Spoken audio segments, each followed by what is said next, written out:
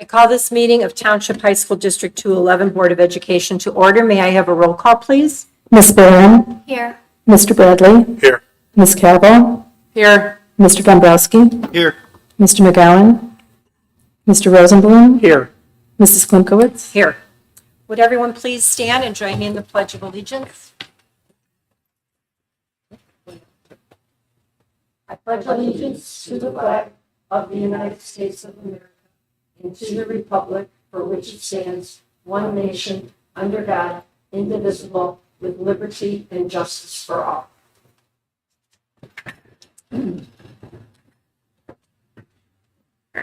Thank you.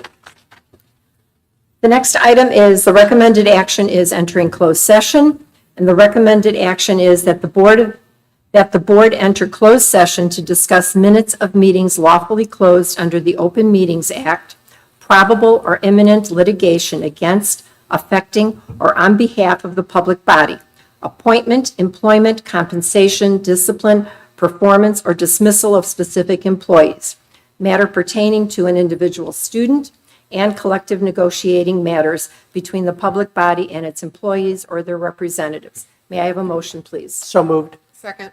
Any discussion? Okay, roll call, please. Ms. Barron? Aye. Mr. Bradley? Aye. Ms. Cavill? Aye. Mr. Dombrowski? Aye. Mr. McGowan? Mr. Rosenblum? Aye. Mrs. Klimkowitz? Aye. Thank you.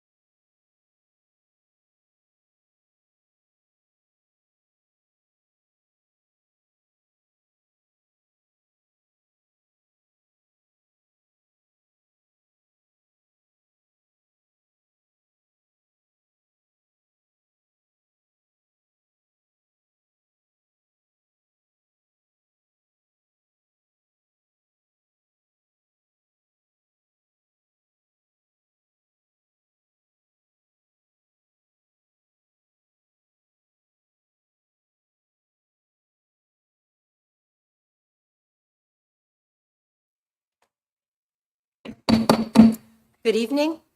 The recommended action is that the Board of Education return to open session.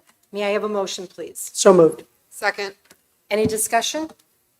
Roll call, please. Ms. Barron, Here. Mr. Bradley, Aye. Ms. Cabell, Aye. Mr. Dombrowski, Aye. Mr. Rosenblum, Aye. Mrs. Klimkowitz. Aye. Would everyone please rise and join me in the Pledge of Allegiance?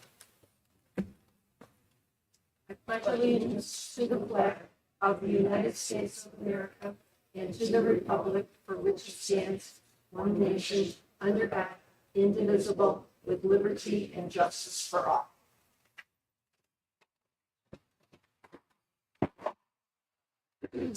Thank you. That will take us to our recognitions, and I'll turn it over to Dr. Small. Thank you. Will Mr. Eric Winkowski please come forward as the Director of Athletics and Activities and begin the introduction of the wonderful students I hear behind me, having a bunch of excitement back there. Board of Education and Dr. Small, thank you for taking some time to honor a virtual cornucopia of talented students tonight. Tonight we'll recognize some talented musicians, budding scientists, award-winning journalists, and standout members of the Family, Career, and Community Leaders of America. Here tonight to help me honor their students are Palatine Principal Tony Medina and Assistant Principal Kim Glazer, Fremd Principal Mark Langer and Assistant Principal Mandy Hughes, and Conant High School Principal Julie Novak. Guests of the students, please stand and be recognized as with your student as the sponsor introduces them. So we'll get started with Fremd Band. Matthew Moore is in his 23rd year as the Director of Bands at Fremd High School. Matt has earned 3 music degrees from Northern Illinois, and Mr. Moore's bands have won numerous state honors, including the students we're recognizing tonight. Mr. Moore.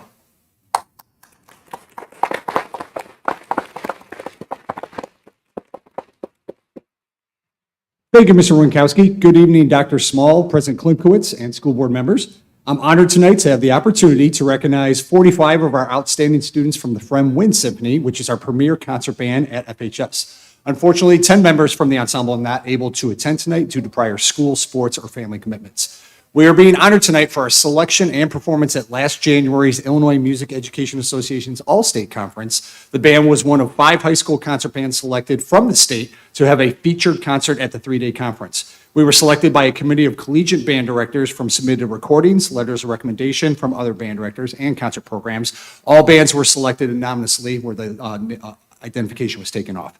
Our band was challenged with exceptional band compositions at the collegiate and professional level. In addition to our daily rehearsals, the students put in countless hours of individual preparation for the 5 chosen pieces. Our band had the opportunity to perform in an exceptional concert hall full of high school collegiate music educators, college students, and numerous band families that traveled to Peoria.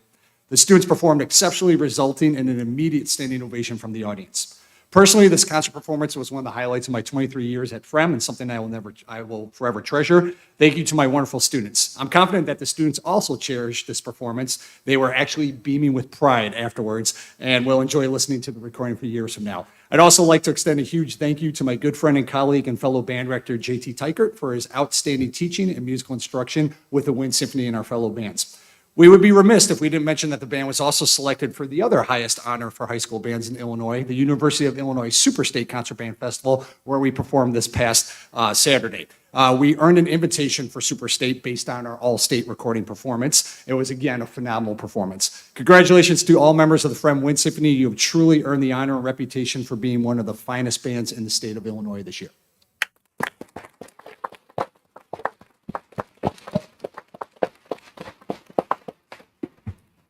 So we'll bring them up by section. In our first section, we have Amanda Alvia, who's a junior flute, joined by Joy and Alvin Alvia. Jiwoo Kang, senior flute, joined by her mother, Cindy Kang. Sophia Katzma, senior flute, who's joined by her parents, Hideko Amano and Ken Katzma. Ashley Kim, senior flute, joined by parents Ellen and Sean Kim. Senna Kim, a sophomore flautist, joined by Yeji and Justin Kim. Tabitha Mo, who's a junior flautist, joined by her mother Inju Choi. And senior Hannah Oyasu, joined by her parents Michiyo and Seiji Oyasu. Next, we have our two oboe players, Alex Bratek, that's joined by her mother, his mother, Bozana Bratek. Allison Chen, senior oboe, joined by Amy Wang Chen. For our clarinets, we have Samuel Kang, sophomore clarinet, joined by father Sun Ho Kang. Katarina Kim, who is a senior clarinet, joined by Lucia and Abe Kim. Matthew Olin, senior clarinet, joined by Richard Olin. For our low woodwinds, Emily Claire Schlesinger, who's a senior bass clarinet, joined by her mother, Melissa Schlesinger. One of our two bassoonists, Shreya Chamakor, joined by parents Radhi and Raj Chamakor. And Aman Khan, another bassoonist, is joined by his mother, Asya Ali. Moving on to our saxophones, we have Ria Mukherjee, is joined by her parents, Sanjita and Bis Mukherjee. Kasper Nowak, that is joined by his parents, Agnieszka Wiosna and Tomasz Nowak.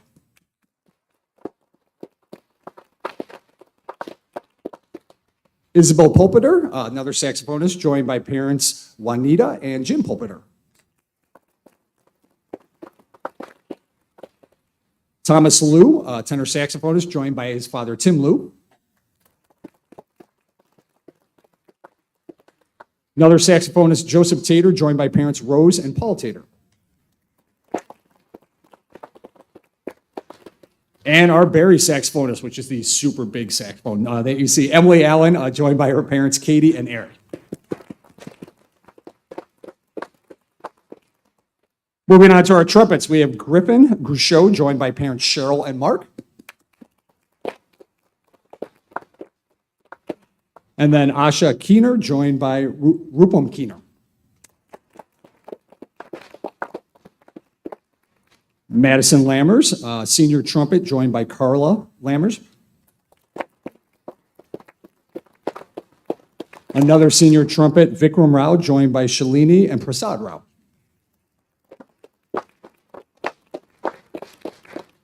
Senior trumpet, Rohan Rao, joined by Anil Rao. And our last trumpet here tonight is Kakura Wachi.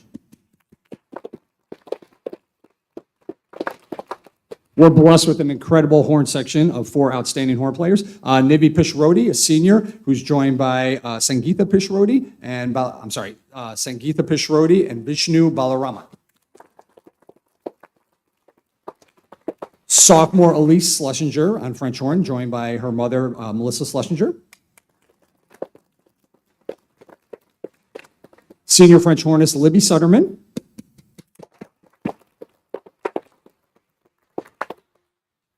And senior French horn Michael Wei, joined by Conan Wei and Sunny Liu.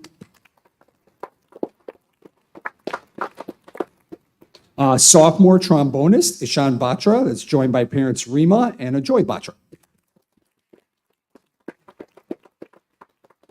Moving on to our euphoniums, Nishika Garish, who is a senior, joined by parents Priyam and Garish Srinivasan.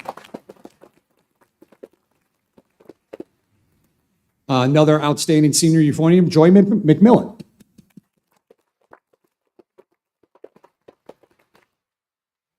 And junior euphonium, Kai Patushnik, joined by parents Melanie and Stefan Patushnik. And our last section, the percussion section, Justin Chow. Congratulations, Justin.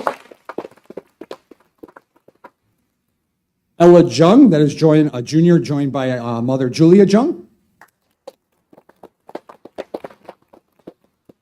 Sophomore Ye-chan Kim, who's joined by parent Yujin Cheong. Junior Jonathan Krabchuk, joined by his father Michael Krabchuk. And senior percussionist David Koo, that is joined by parents Helen and Joshua Koo. Thank you again very much for the honor and privilege of being able to recognize our outstanding Wind Symphony. Congratulations, Wind Symphony.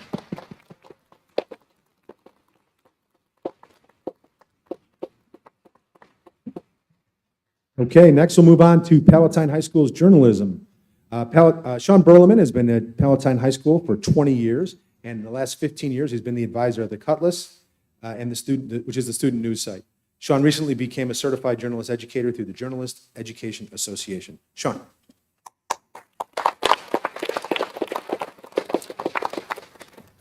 Dr. Small, the board, Principal Medina, Assistant Principal Glazer, it's my pleasure to introduce you to these three students who not only are talented, but all of them are leaders for the yearbook and newspaper editors-in-chief or two future editors-in-chiefs for next year. I'd like to start off with here with Carolyn Nally Steiger, who plays third in newspaper design.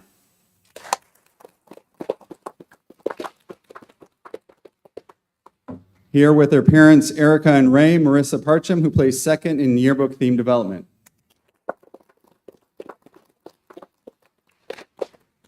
And Monica Jerevicius, who plays second in yearbook copywriting.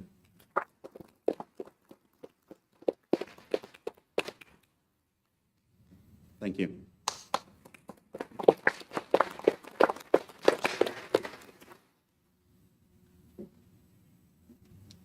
All right, staying at Palatine High School, Robert Heitz is in his 14th year as a member of the Palatine High School Science Department. This is Robert's 11th season as sponsor of the Science Olympiad team at Palatine High School. Robert?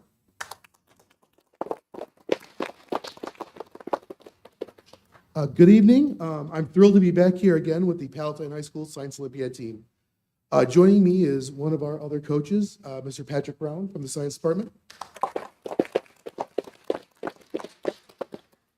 I wanted to thank the Board of Education for providing our students with this opportunity to participate in the activity, our superintendent, Dr. Lisa Small, our principal, Mr. Tony Medina, our assistant principal, Mrs. Kim Glazer, our other coaches, Mr. Darius Sanchez and Mr. Alex Larson, and our fellow science department members for their continuous support.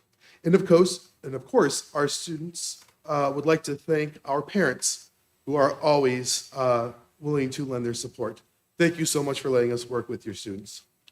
So, what is Science Olympiad?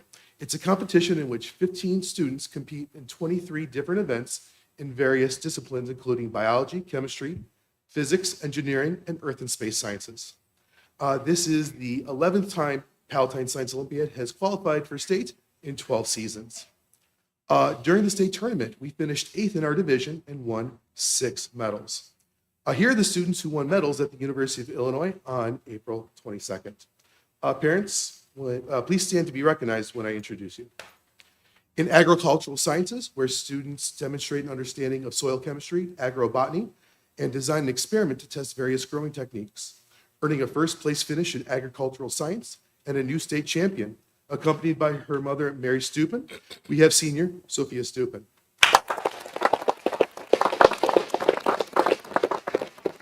Sophia will be attending Harper College next year, where she plans to begin her studies to one day pursue exotic veterinary medicine.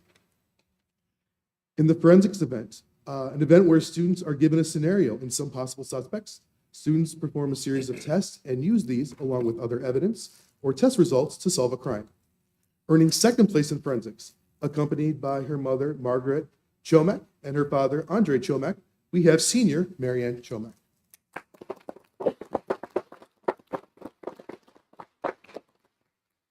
Marianne will be attending the University of Illinois at Urbana-Champaign next fall, where she plans to study environmental science. Also earning second place in forensics, accompanied by her mother, Mai Nguyen, we have senior Ni Nguyen.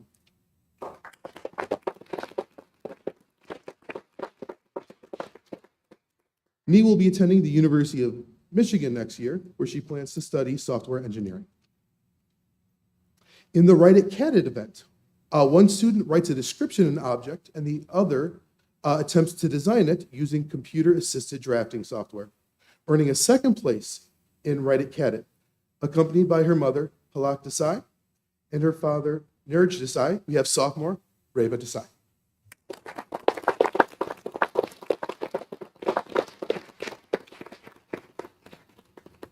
Also earning a second place medal in Write It Cat It, accompanied by her mother, Rangoli Saxena, and her father, Alok Saxena. We have sophomore Tanya Saxena.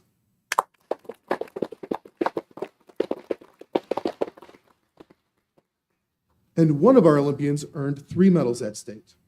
In the experimental design event, a group of 3 students design, execute, and report on a scientific experiment based on the materials provided. In the bridge event, students engineer, construct, and test a bridge that tries to hold as much mass as possible while being as light as possible. And in Write It, Do It, one student writes a description of an object and how to build it, and the other student attempts to reconstruct it, earning a 4th place in experimental design, 2nd place in bridge, and 2nd place in Write It, Do It. Accompanied by her mother, Basma Youssef, we have senior Miriam Isaac.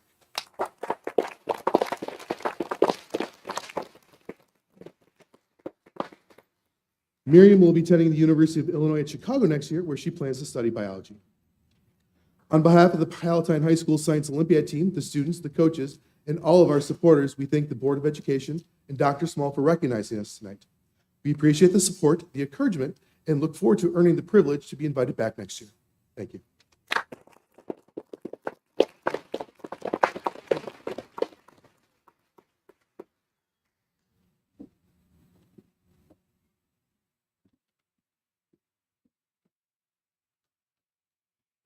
Okay, and our final student tonight comes from Conant High School, from the Family, Career, and Community Leaders of America. Conant High School FCCLA sponsor Jackie Brown was unable to attend tonight, so in her place, we have Conant High School Principal Julie Novak.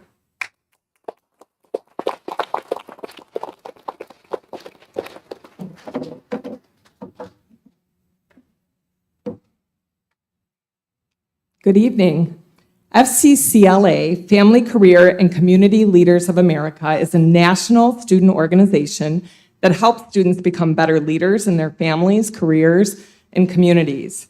This organization has given the students of District 211 and Conant High School the opportunity to develop their skills in all areas of family and consumer science content.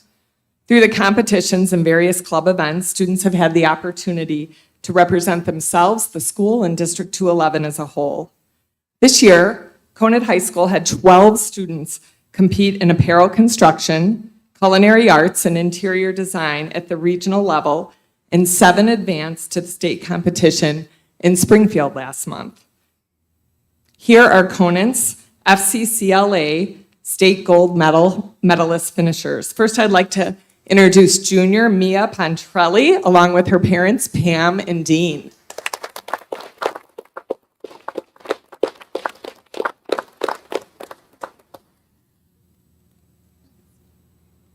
All right. Our culinary pastry arts for frosted cake students was the competition that she participated in. And for this competition, can you imagine this? You need to bring all of your supplies and decorate the cake live in front of the judges. So Mia took a gold place with her Captain America birthday cake. We have another student I would like to honor tonight, Olivia Bardo. She needed to work tonight, and I respect her dedication to needing to be at work, but she also took a gold medal for her Avengers birthday cake. So congratulations to Olivia. Next, I'd like to introduce junior Alex Waterman, along with his father, Jeff.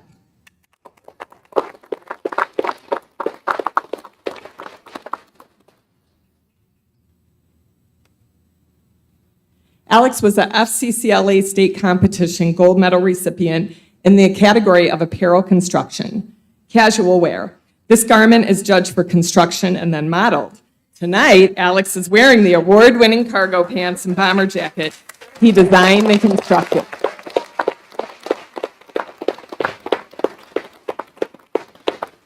Talking to Mia and Alex, they're very grateful to be recognized tonight, and they're very grateful to be done with their AP exam. Very happy for that. Thank you for recognizing our FCCLA winners.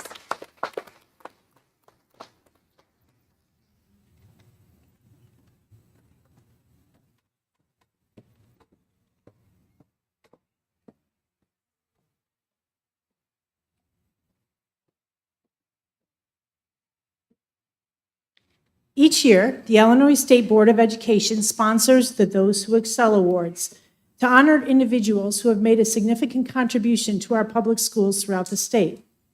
Tonight, I am proud to recognize several District 211 individuals and a team who have been honored through their professional contributions, leadership, dedication to our students, and community service. Each Those Who Excel Award recipient will receive a crystal apple, like the one on the corner of the table here. And recipients, when I call your name, please come forward onto the stage to receive your apple from President Klimkowitz. Our first award winner in the category of classroom teacher is Patrick Craig.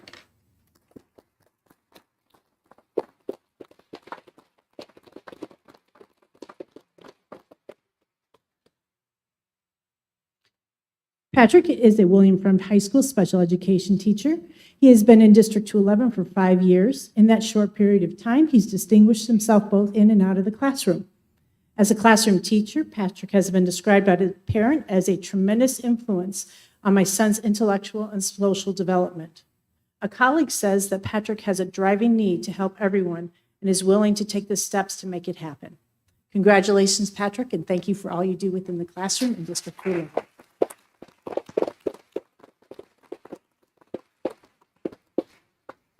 Next, Russell Cummings, administrator from Schaumburg High School.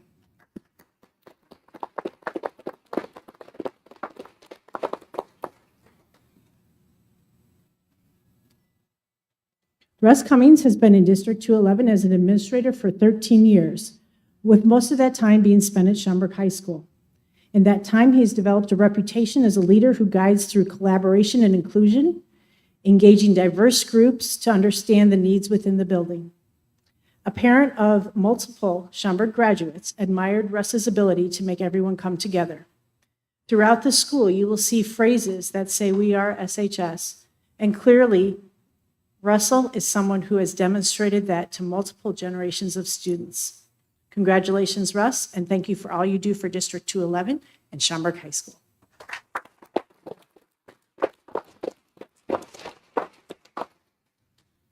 Dr. Heidi Davey in the category of classroom teacher.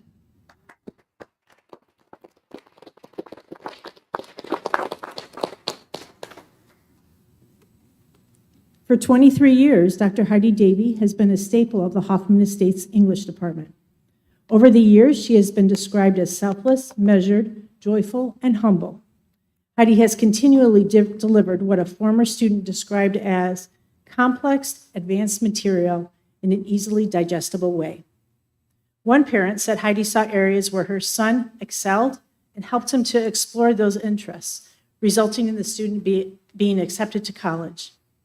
In addition to having taught nearly every course in the Hoffman Estates English curriculum, Heidi also serves as an advisor to multiple clubs and organizations. Dr. Davey, thank you for your continued passion and dedication.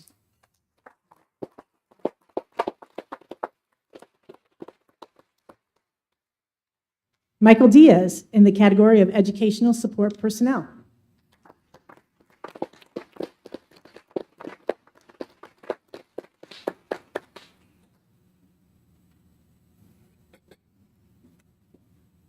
Conant High School lead preventive maintenance specialist, Michael Diaz, has spent more than a decade ensuring that Conant students and staff have a safe and comfortable learning environment. He has been described as someone who takes extreme pride in his work.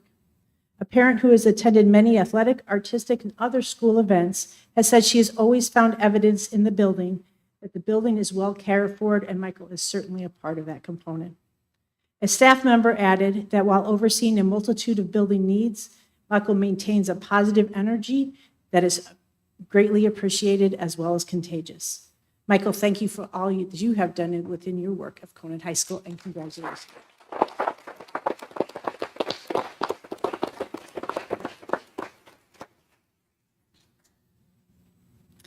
Kate Johnson in the category of volunteer.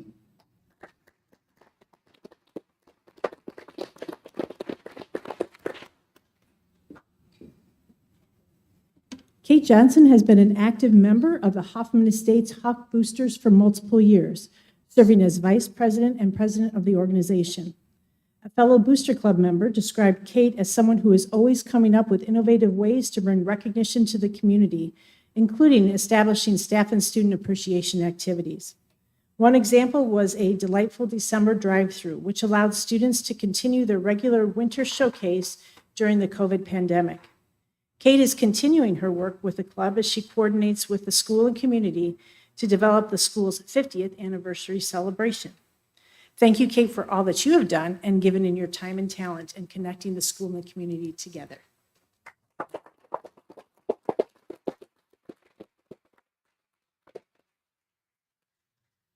Brenda Moreno in the category of classroom teacher.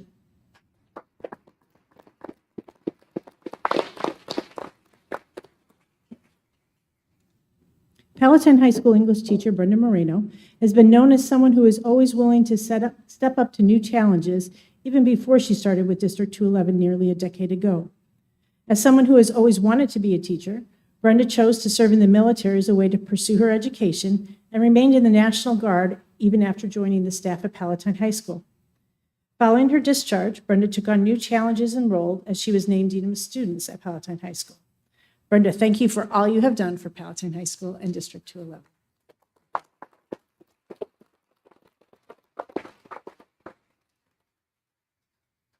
Cindy Rogers is unable to attend tonight, but I'd like to honor her briefly in the area of educational supports personnel. Cindy Rogers has served as an administrative assistant to multiple principals at Palatine High School. When the current principal, Tony Medina, assumed the role, he said Cindy was instrumental in his success. She has been called passionate and understanding when working with both staff and students. Cindy is one of the first people at Palatine High School visitors see when they're in the school and is known to greet everyone with a contagious smile. She has shown her passion for helping others, a willingness to grow professionally, and a drive to provide the best experiences for everyone who enters the school. Congratulations to Cindy, and a thank you to her for her dedication to Palatine High School.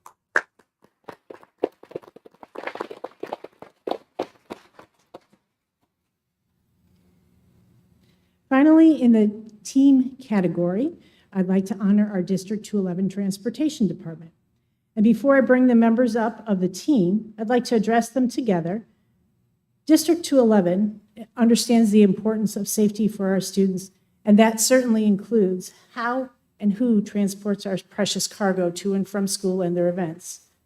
The Transportation Department dedicates itself to a safe ride from the drivers and the mechanics to the logistics of all of our routes that need to occur.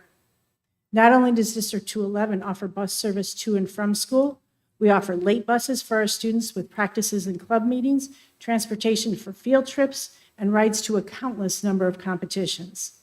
As I call up different groups from our Transportation Department, please remember it takes all hands on deck in order to keep our buses operational in District 211. So first, I would like to call up members of our Administration Center transportation employees. As I call you, please come on up individually. First, Diana Mikulski, Director of Transportation.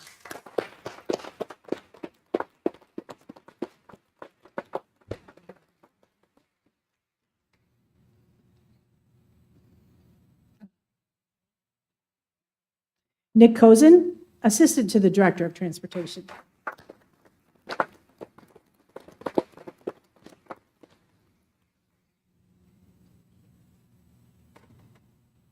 Gary Pacifium, Driver Supervisor.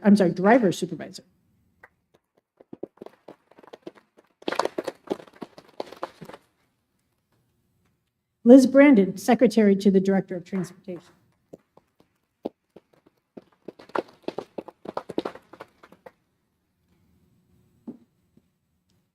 Lynn Preibel, Support Staff Assistant.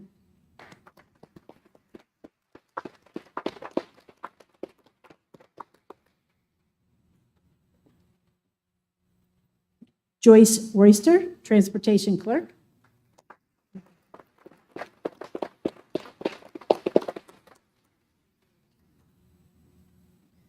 And Betty Wilmot, Support Staff Assistant.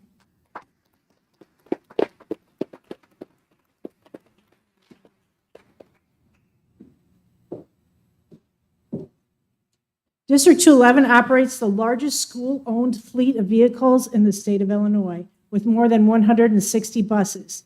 This Herculean undertaking of the transportation team is under the direction of Diane. One of the school administrators noted that students, staff, and parents can rely on the transportation department when extenuating circumstances lead students needing a ride home. It is this extra attention to detail, even when we all know they're short-staffed, is what makes this department so special and caring for all of our students. So thank you to each one of you for making that happen.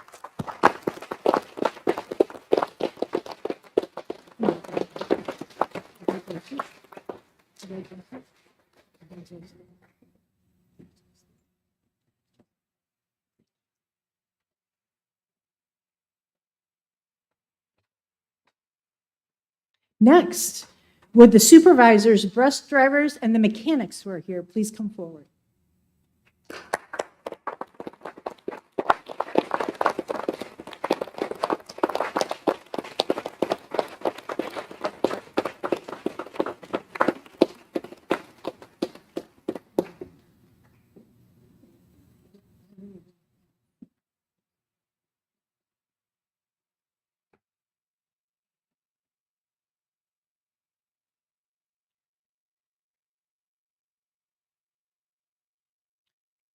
The Transportation Department has also reduced the district's carbon footprint by pioneering the use of alternative fueled buses, leading to national news coverage of our district.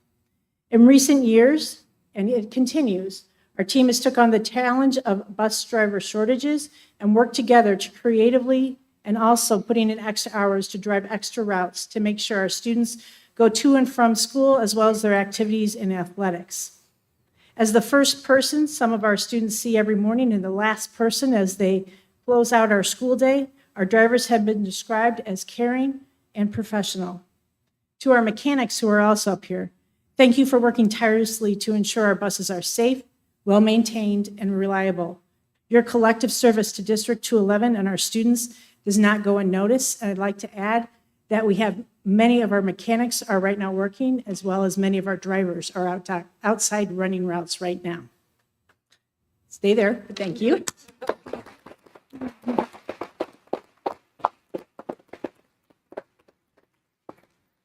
We have an apple for each one of our sites as well as our mechanics. So I'd like to have a representative as I call you forward to come forward for that.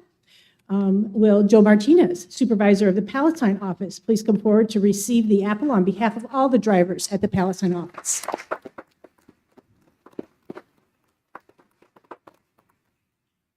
I don't think Pablo is here. Do we have anyone from Conant here?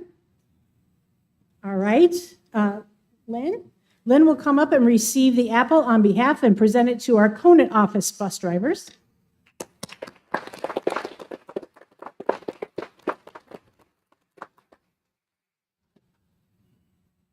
I know Sadath is here. Will Sadath, supervisor of the Schaumburg office bus drivers, please come forward to receive the award on their behalf.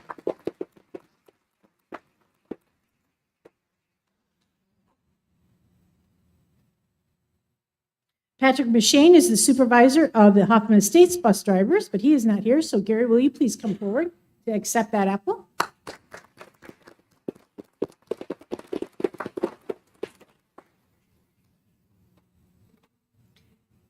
And we have our mechanics. Scott Prusko is the mechanic foreman. Please come forward to accept the reward on behalf, and I know that Mark, Sam, and Carlos are also here. So thank you.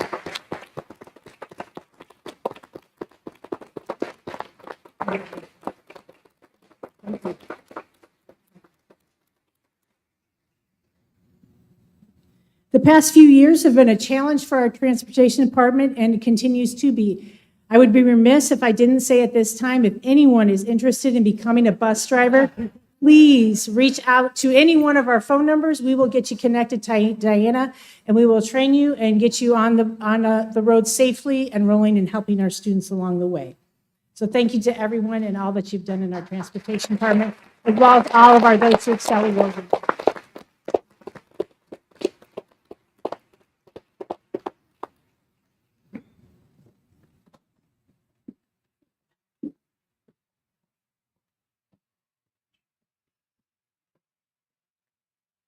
All right, wait, students, just before you leave, we have to give you a nice warm thank you. Thank you to our students. Your time and talent is so important, and you share it. What you do is tremendous, whether it's in the arts or the academics, representing us at different competitions. That's amazing. So thank you so much for what you do for your own school and for the community. I'd like to thank all of our apple winners, our Golden Apple winners. Thank you so much. You are extremely humble people because there's others behind you that are doing a lot of the work and you share it. I know I have the opportunity of going over to the different schools and that, and I can see how well everyone works together. And if there's any concerns, they're brought up and we move forward because we try to do the best for our community and for our students. So thank you so much for all you do. And please pass that along to your staff and everyone else that is involved in the offices. So I thank you so much for everything. And thank you to our teachers for everything that you do to help the students. And we can't forget the parents. You folks are amazing. You take the kids to various events. You make sure that they have what they need. You're supportive of them. Thank you so much for everything that you do for your children and for all of our students here in District 211. So at this time, we're going to continue with our meeting, but we're going to ask all of our recipients to exit up at the back of the stairs, and then they're going to take pictures in the vestibule of our different groups. So we'll take a moment to let everyone leave, and then we're going to continue with our board meeting.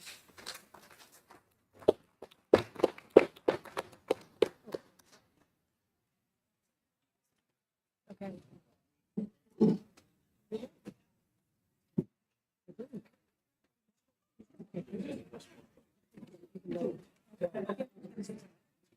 Oh, okay. Teacher appreciation. I forgot. Okay. You're right.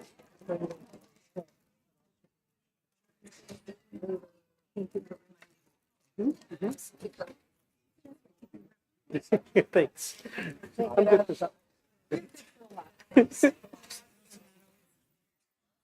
I know. There were some teachers and the teachers from the school.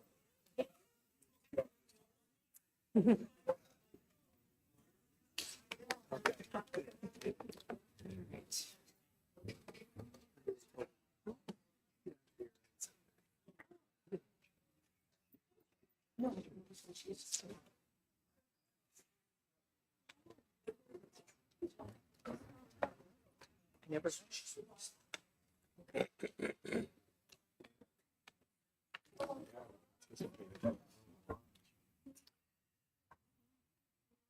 All right, thank you. At this time, we will move on our agenda, and the next item is public comments. The board welcomes you and is pleased to listen to your comments this evening. It's important that you know this is a public board meeting and not a dialogue. So the board members will not be responding to your comments or answering questions at this time. As a reminder, the board meeting is being taped and live streamed. We ask that you value the procedures and decorum of our meeting and be respectful to those at the podium so they may be heard. When I call your name, please come forward to the podium and state your name for the record. Though not required, you may state if you are a resident of the district. Please limit your comments to 5 minutes. You will receive a notification when you have 1 minute remaining. Any individual's unused time or place in order may not be deferred to another individual. If you wish a response from the superintendent, please leave your name and phone number with Mr. Teneper. At this time, we have 5 speakers. The first is Jacqueline Friel, followed by Karen Wagner. Jacqueline?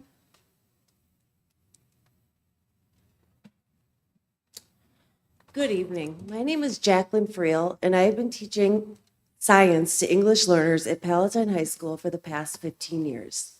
I am here today for my EL students and their parents. These community members moved to the area for all the same reasons as you and me, to raise their kids in a secure community with top-notch schools. District 211, however, is failing to meet the needs of these families by not providing the services they are entitled to. Although there are many issues that need to be addressed, Tonight I am going to focus on two: the need for classes taught in the student's native language and the need for the spring tally to include space for move-ins. In recent years, the district has seen a huge influx of EL students. Many of these students arrive not yet knowing enough English to be successful in English-only classes. It is our ethical and state-mandated obligation to provide instruction to these students in their native language. The schools in our district are classified with the state as providing transitional bilingual instruction, but we are not actually providing these services in the buildings. At the very minimum, we must provide native language instruction in the core subjects and any academic classes required by the district for graduation. This includes 2 years of science, 3 years of math, and 2 years of social studies. District 211 took a small step forward this year when Palatine offered a bilingual biology class taught by a Spanish-speaking teacher. But this was only at one school and only in one subject. Additionally, we did not even offer enough sections to fulfill the needs of the students we currently have. This was made apparent when, in March of this year, 4 EL students who speak very little English were pulled from their bilingual biology class to join my class. I have been unable to communicate with these students directly because I do not speak Spanish, and I must rely on my TA to translate and explain complex ideas to them. One of these students showed up to my class for a few days and then became so frustrated that he has chosen not to return. And truly, who can blame him? In addition to providing native language instruction, we also have an obligation to better prepare for the arrival of new students. This year alone, we had over 100 EL students enroll at Palatine after the start of the school year. Projections show that these numbers are only going to increase in years to come. Instead of properly preparing for the arrival of these students, we continue to max out the number of students in our classes with no room to spare. This forces us to open new classes mid-year, which disrupts our students' schedules over and over again.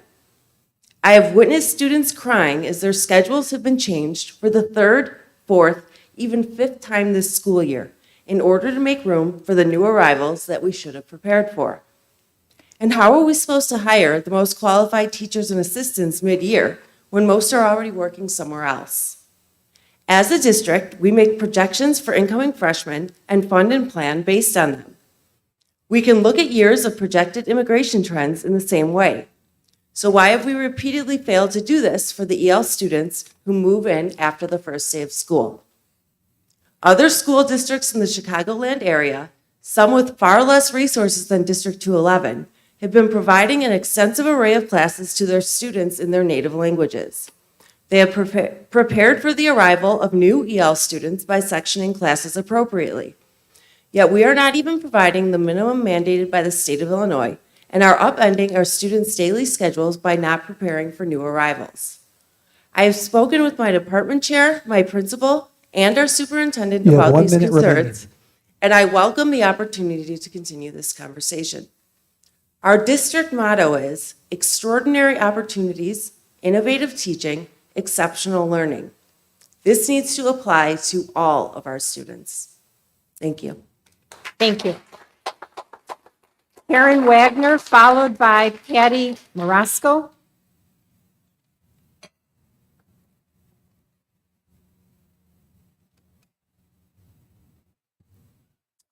Karen Wagner? Karen is first, and then followed by Patty Marasco.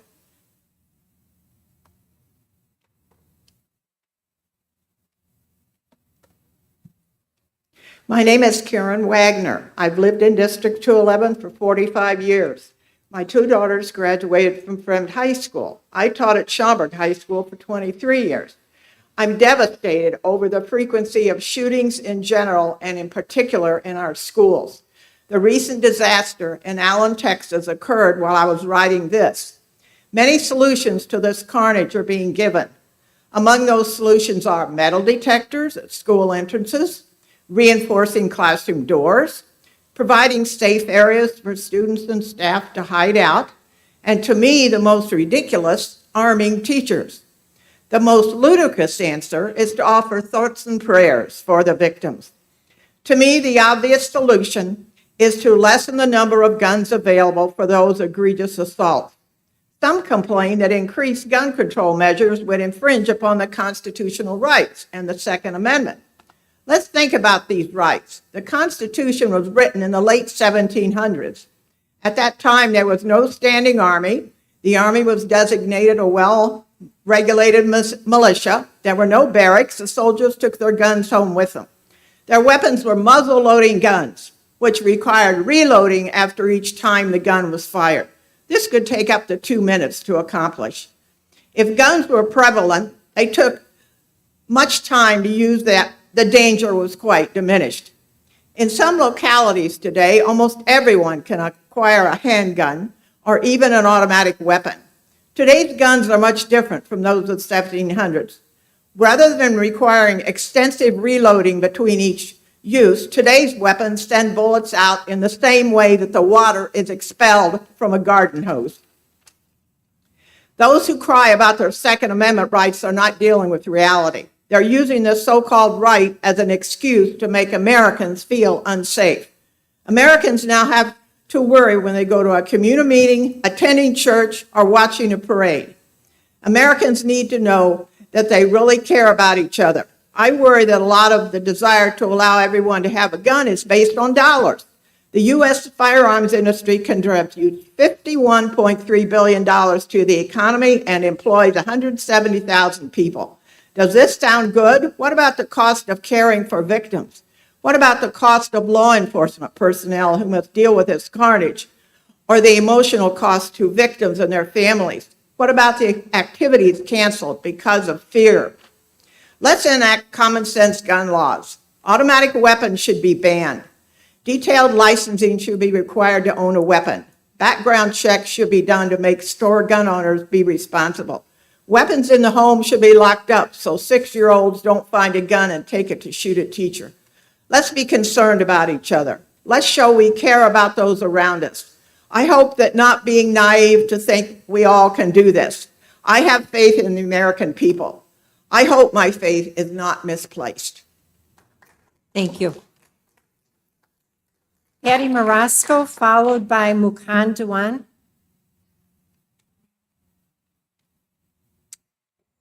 Good evening. I'm Patty Marasco. I'm a teacher here at 211. I have the honor tonight to speak on behalf of Maria Lasso, who couldn't be here, but wanted her words to be heard. She and her son arrived here in February, knowing no English. He was in my Spanish-speaking biology class, but along with many other students, was moved in March to an English-speaking biology class. I will read it in Spanish, her own written words first, and then in English. Soy María Lasso, la madre de Damien. Quiero que sepan que no todos los niños tienen la habilidad de aprendizaje y que es muy difícil salir de nuestros países y de nuestras costumbres en busca de algo mejor. Estos chicos llegan a tratar de adaptarse y estudiarse a un nuevo estilo de aprendizaje con un nuevo idioma. Creo que antes de tomar la decisión de mover, los chicos deberían ser evaluados para saber cuál es su nivel de inglés y luego de eso tomar la decisión de hacer ese cambio de clases. Nosotros estamos muy agradecidos por toda la ayuda que hemos encontrado en el colegio y en este país. Solo quiero que tengan en cuenta que las personas que emigramos de nuestros países somos personas de bajos recursos y con muchas ganas e ilusión de salir adelante, que nos gustaría tener las mismas posibilidades de crecer y aprender, de formar a nuestros hijos profesionales que tengan un futuro diferente a nuestro. That was hers. My name is Maria Lasso. I'd like you to know that not all students have the same opportunity to learn. I want you to know how difficult it is to leave our country, our customs, and our families in search of something better. That these children are trying to adapt to a new style of learning while learning a new language. That before choosing to move these children to English-speaking classes, that they at least be evaluated on their English level. We are very grateful for all the help that we've received in this school and in this country. I ask that you take into account that we have left our homes, that we have little to our name except big dreams to move forward, that we want to have the same possibilities to grow and learn, that we want our children to be professionals, that they have a future different than our own. Please provide these students with the classes that they deserve. Thank you. Thank you. Mukhan Dewan, followed by Kathy Risberg.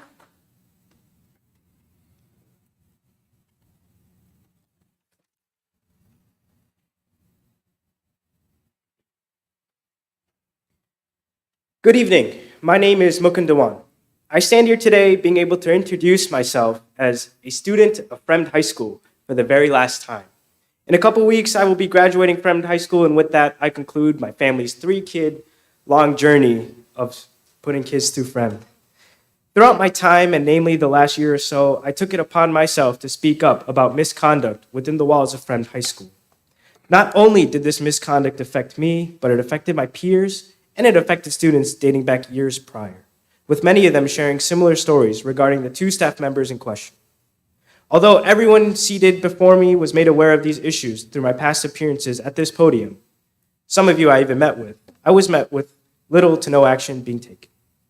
While I'm not here to relive the actions of certain teachers or the inactions of District 211 regarding me and my peers specifically, rather, I'm here to urge you to consider a few things the next time a student voices a level of concern. Number 1, much like we normally start off public comments with the District 211 mission statement, as a reminder for what this district stands for, consider the reason why every single person in this room is here. From board member to superintendent or community audience, we're here for the students.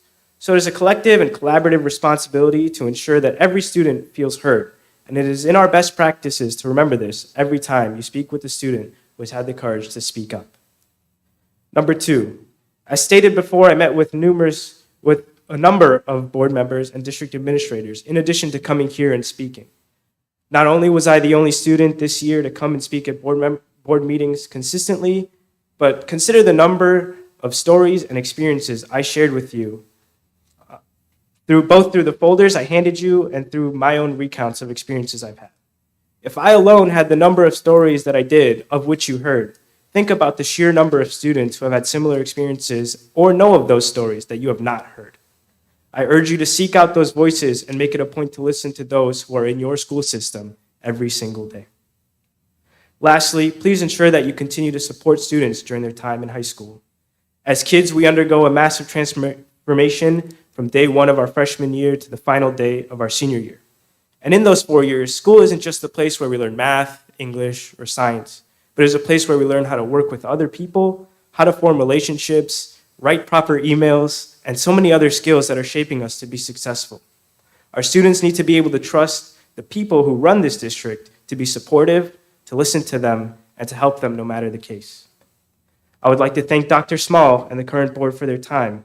I hope that through keeping these 3 points in mind, this district can move forward and continue to provide high-quality education and opportunities to its students while maintaining accountability, integrity, and open communication. Thank you. Thank you. Kathy Risberg.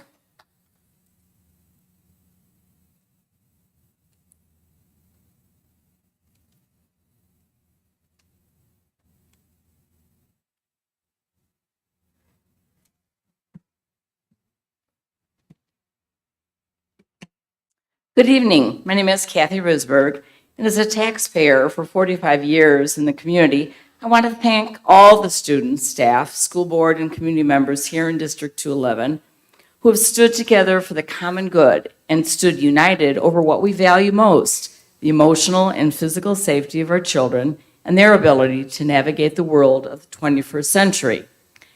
Day after day and year after year, the majority of us have taken the necessary steps to use our voices and vote in our school board elections and referendums to protect, provide, and support one of the most important pillars of our democracy, a free, public, and comprehensive education for all students. And it's clear to me and so many others that the majority of voices in this community value an education based on the love of learning and the love and respect for all students, not an education based on hate or an education based on an unwarranted fear of our students learning the truth of our country's history, their own history, or learning about gender identity or gender preference.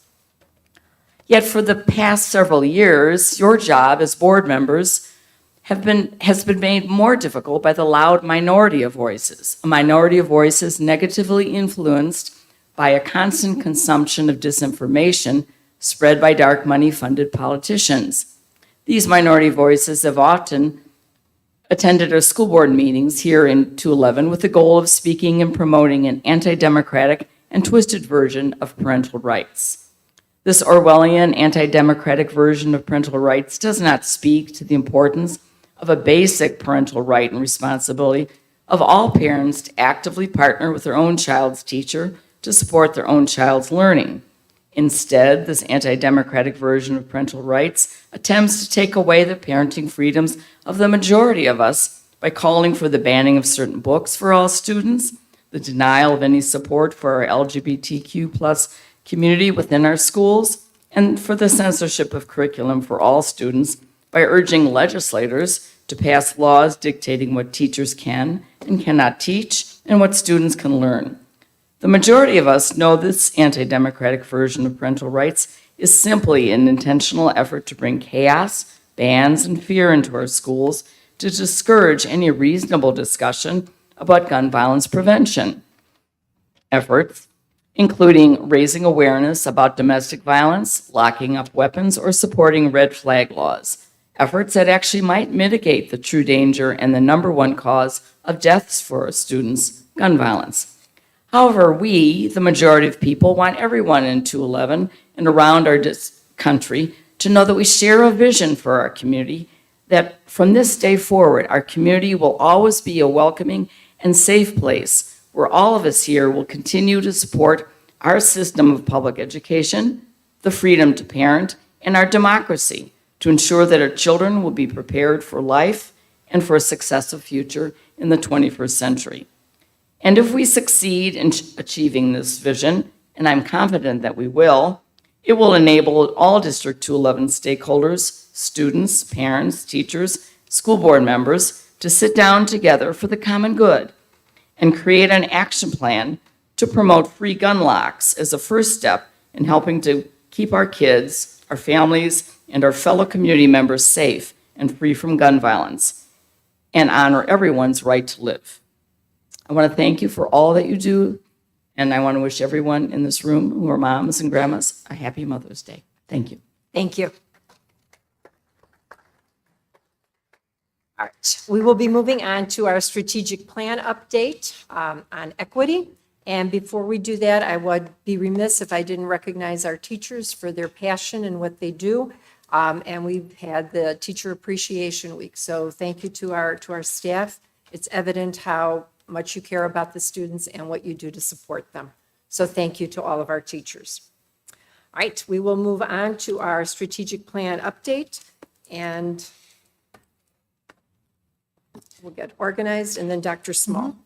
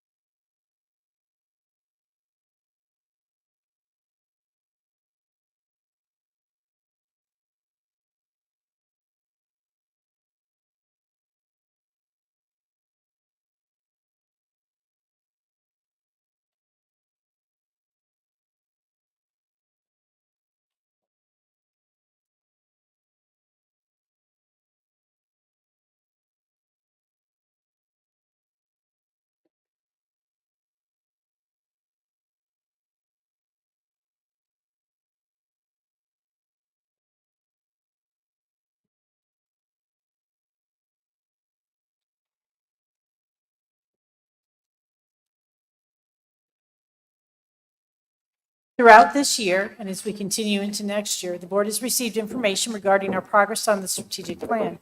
Tonight, Assistant Superintendent Josh Schumacher and the Director of Diversity, Equity, and Inclusion, LaShawna Sandifer, will present on the district's progress toward components of the equity goal within the District 211 strategic plan. District 211 is committed to preparing students for their future. We strive to ensure that our students have post-secondary options by building the following skills in each of our future graduates: a focus on academic growth, college and career readiness, student involvement in the school community, global competitive skills, and physical and mental wellness. These skills form the foundation of our District 211 strategic plan, which outlines the priorities, goals, strategies, and targets to drive innovative progress over a 5-year time period. As you know, this plan was developed last year by a steering committee comprised of staff, parents, students, community members, and Board of Education members, and covers 10 key priorities with goals and subsequent indicators, strategies, and targets for each priority. I am honored tonight to be here with LaShawna Sandifer, our Director of Diversity, Equity, and Inclusion. We will present information focused on our progress in Strategic Plan Priority Number 6, Equity.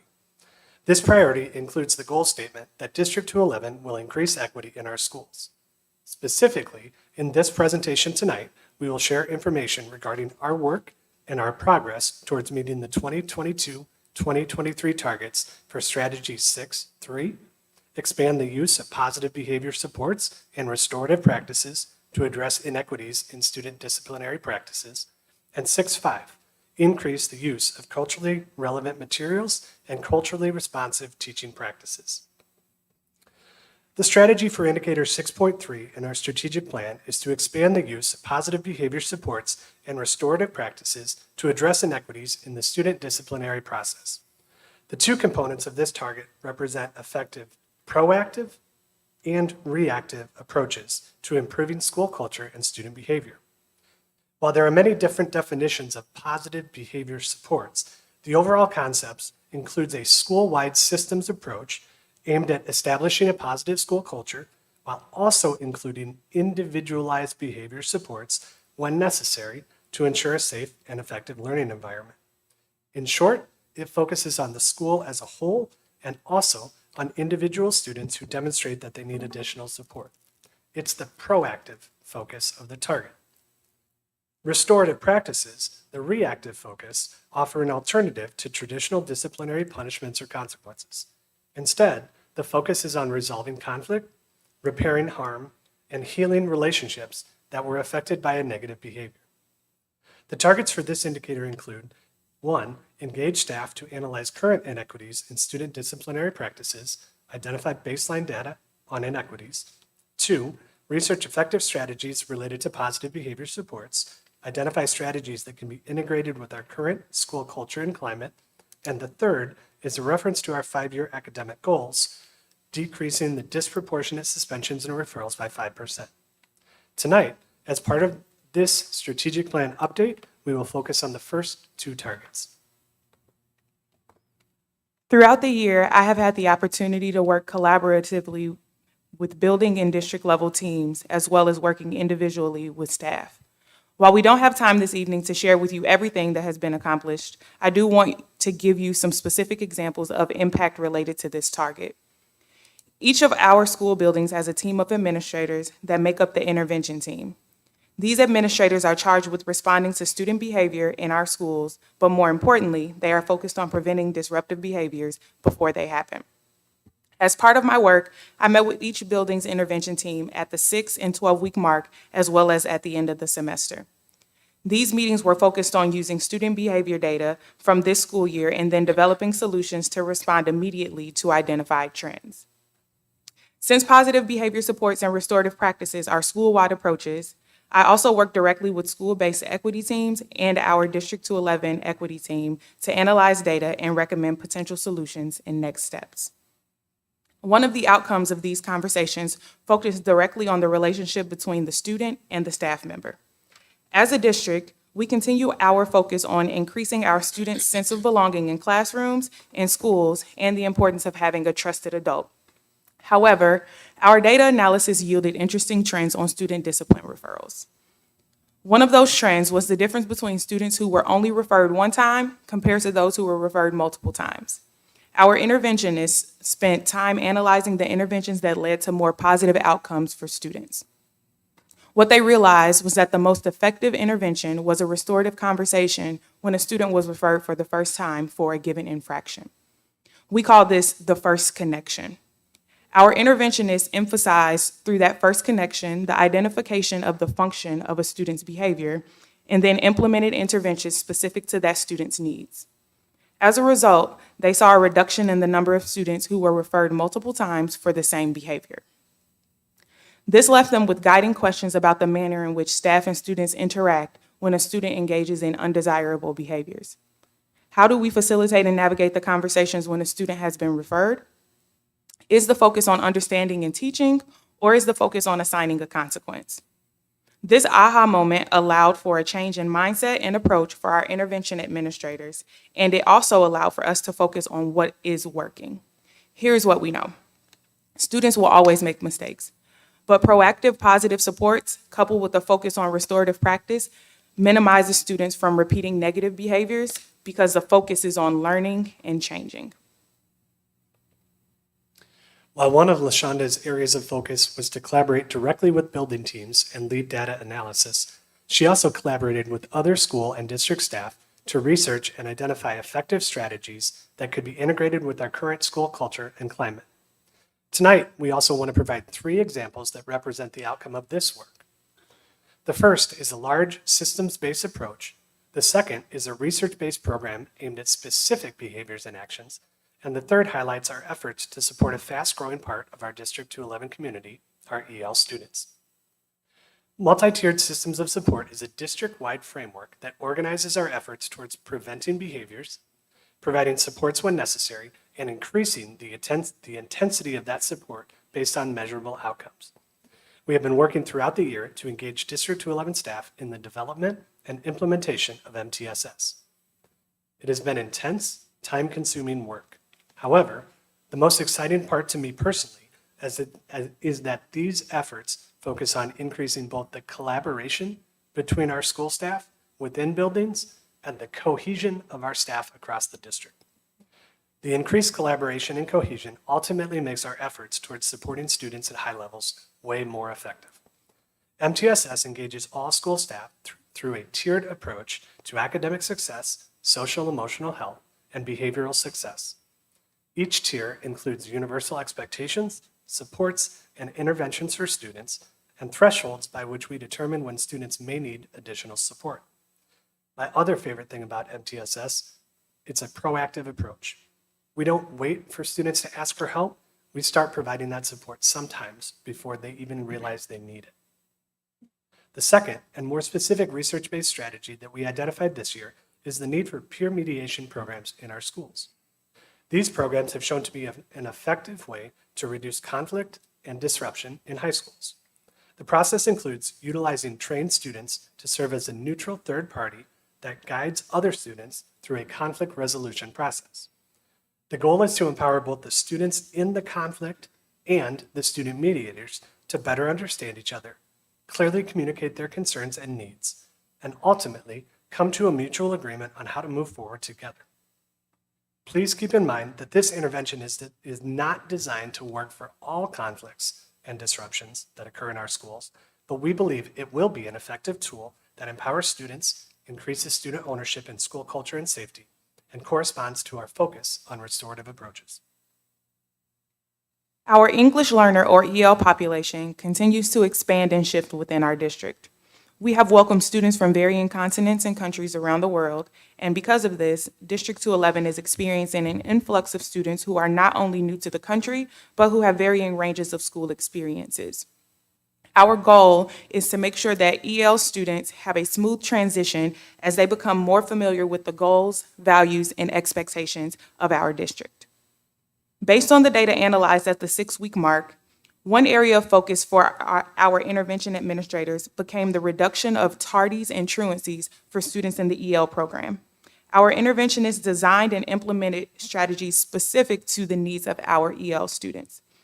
A few examples include our interventionist facilitating the translation of referral documentation to a student's home language, the inclusion of a trusted adult in student resolution conversations, and a social worker and counselor push into EL classrooms. 2 outcomes came as a result of these interventions. The first is a reduction in the number of students who received multiple referrals for attendance. The second, an unplanned outcome, was an increased sense of belonging for students within the EL program. The strategy for indicator 6.5 in our strategic plan is to increase the use of culturally relevant materials and culturally responsive teaching practices. The underlying efforts this school year was to ensure that our staff understands the background and the importance of cultural relevance and cultural responsiveness. While one of these terms focuses on our curriculum and our instructional materials, the other focuses on our interactions with our students.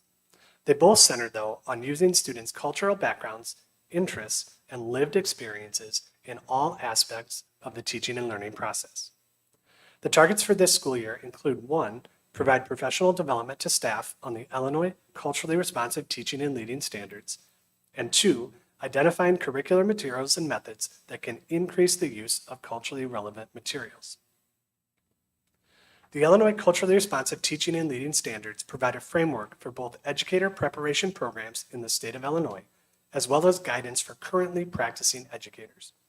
These standards, which were adopted by the state in March of 2021, support statewide equity and inclusion work by specifically inviting educators to reflect on how their personal convictions and their own backgrounds influence their teaching practices. The standards include a focus on self-awareness and a relationship to others, systems of oppression, students as individuals, students as co-creators, leveraging student advocacy, family and community collaboration, content selections across all curricula, and student representation in the learning environment. Multiple types of professional development experiences were provided to staff this year, but tonight we focus on the discussions held during our winter curriculum committee meetings, during which principals and department chairs engage in conversation about ensuring that all school staff not only understand the standards, but apply the standards in their classrooms, as well as identifying the potential differences in our hiring efforts when pre-service teachers or student teachers who now engage in different college preparatory coursework join our staff. Each District 11 school also has a new educator induction program, which spans the first 4 years of employment in District 211. The staff that lead and facilitate these programs have engaged in conversations this year about the Illinois Culturally Responsive Teaching and Leading Standards, ultimately determining that the foundations of the program included most of the information contained in the standards. The staff then worked to align the program content to the standards, which allowed for the increased alignment of our programs across the district. One change that I would like to highlight for you tonight is the increased programmatic focus on the experience, background, and expertise that our new staff bring into District 211 when they join our staff.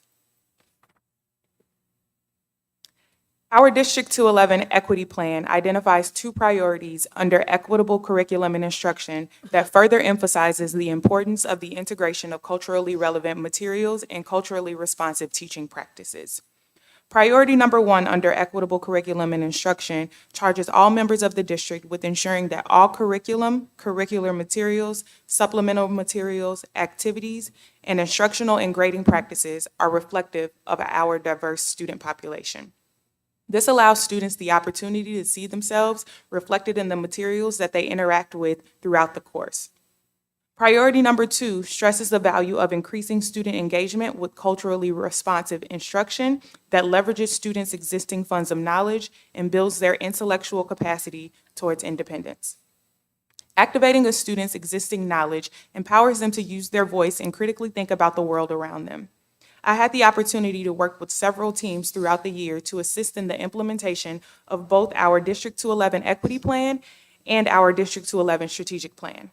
I would like to highlight some of the amazing work that teams in the district have started. The first group I would like to highlight is our district-wide Family and Consumer Sciences Department. During our October Institute Day, I facilitated a professional development opportunity for our entire Family and Consumer Sciences Department. Each professional learning team brought a lesson that was previously taught in their course. They were then challenged to transform lessons to incorporate content, materials, and activities reflective of the diversity represented throughout each classroom, building, and our district as a whole. This included strategies for incorporation of diverse perspectives and student voice and choice. One specific example of this is in one of our culinary courses. One of the units focuses on the incorporation of fruit into a pastry dish. Previously, the unit's culminating activity was the creation of an apple pie. During our time together, our culinary teachers were challenged to think about how to integrate students' cultural experiences into this unit. After some collaboration, they decided the final project would be a great opportunity to bring in student perspective, voice, and choice. The final project now challenges students to create a pastry dish that includes a fruit, but also represents their family, culture, and/or heritage. Our students will then share the significance of the dish with their classmates, giving other students the opportunity to learn more about their classmates and the diversity around them. The second group I would like to highlight is Conant's Media Center. I was invited to meet with this group during a staff meeting in January. Our media centers function as a place for students to feel safe, read, collaborate, research, relax, and interact with their peers. Because the space is unique in setup, it is necessary to ensure that all students and staff feel it is a safe place where they can have their needs met. While meeting with Conant's Media Center, we discussed the current reality of their media center and the function that it serves for the building at large. As a result of our time together, the Media Center team walked away with strategies on culturally responsive teaching practices that tie directly into the structure and function of the Media Center. The final group I would like to highlight is the Fremd U.S. History Professional Learning Team.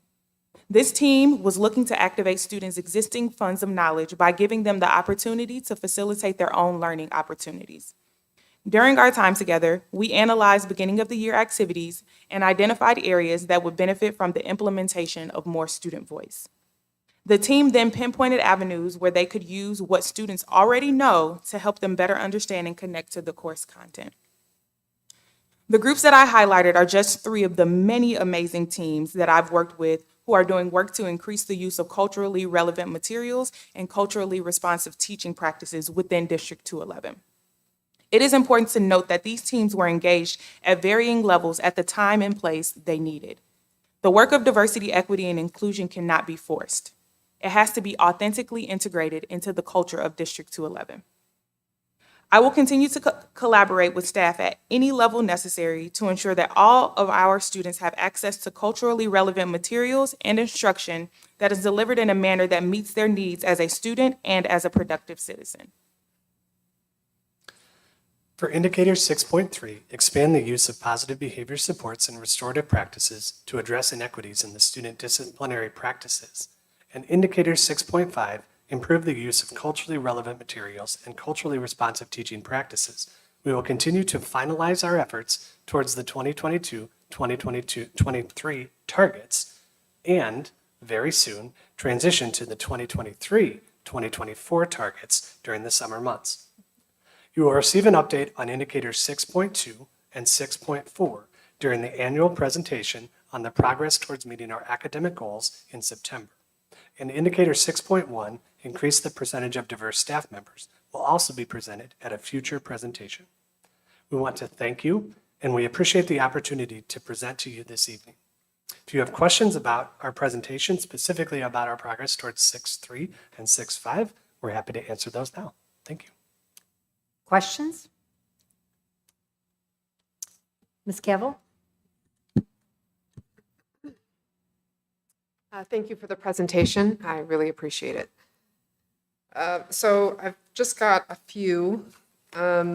When you were speaking about that first intervention conversation, right towards the beginning of the presentation, my question is, does that apply just across the board to all types of behavioral referrals, or does the success that your data analysis showed correlate to specific levels of severity of behavior referrals?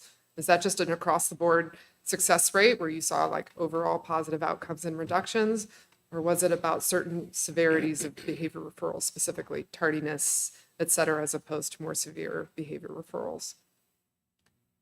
So I think one of the separations in that piece was the single referral versus the multiple referral. And so multiple repeated behaviors typically of the same, as opposed to the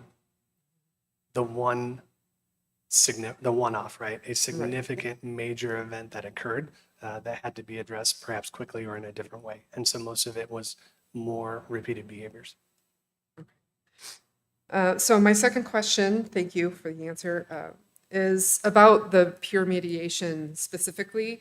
And I find this to be really interesting. I know that, I've read this research too, and it's very, very interesting. I know that there's some very successful programs in other places. Boston comes to mind in particular, I think, is a leader in this. But through my reading, it was my understanding that part of the success of those programs is, of course, consistency, right? And buy-in for students. But the third part is an accountability measure that, when peers are mediating their conflicts and come to some kind of an agreement, like, you're going to stop Snapchatting my boyfriend, for an example, or whatever, then, there needs to be a follow-up, hopefully by a trusted adult, to make sure that that agreement is stuck to in order for the peer mediation to produce the kind of positive outcomes that we see. And so that's something that I was wondering about, like, are we in the middle of implementing these programs? Are we looking to do that in the future? Like, where are we at in the process? Sure. So we're at the identifying the students to participate in the training. The training has been scheduled for early in the summer.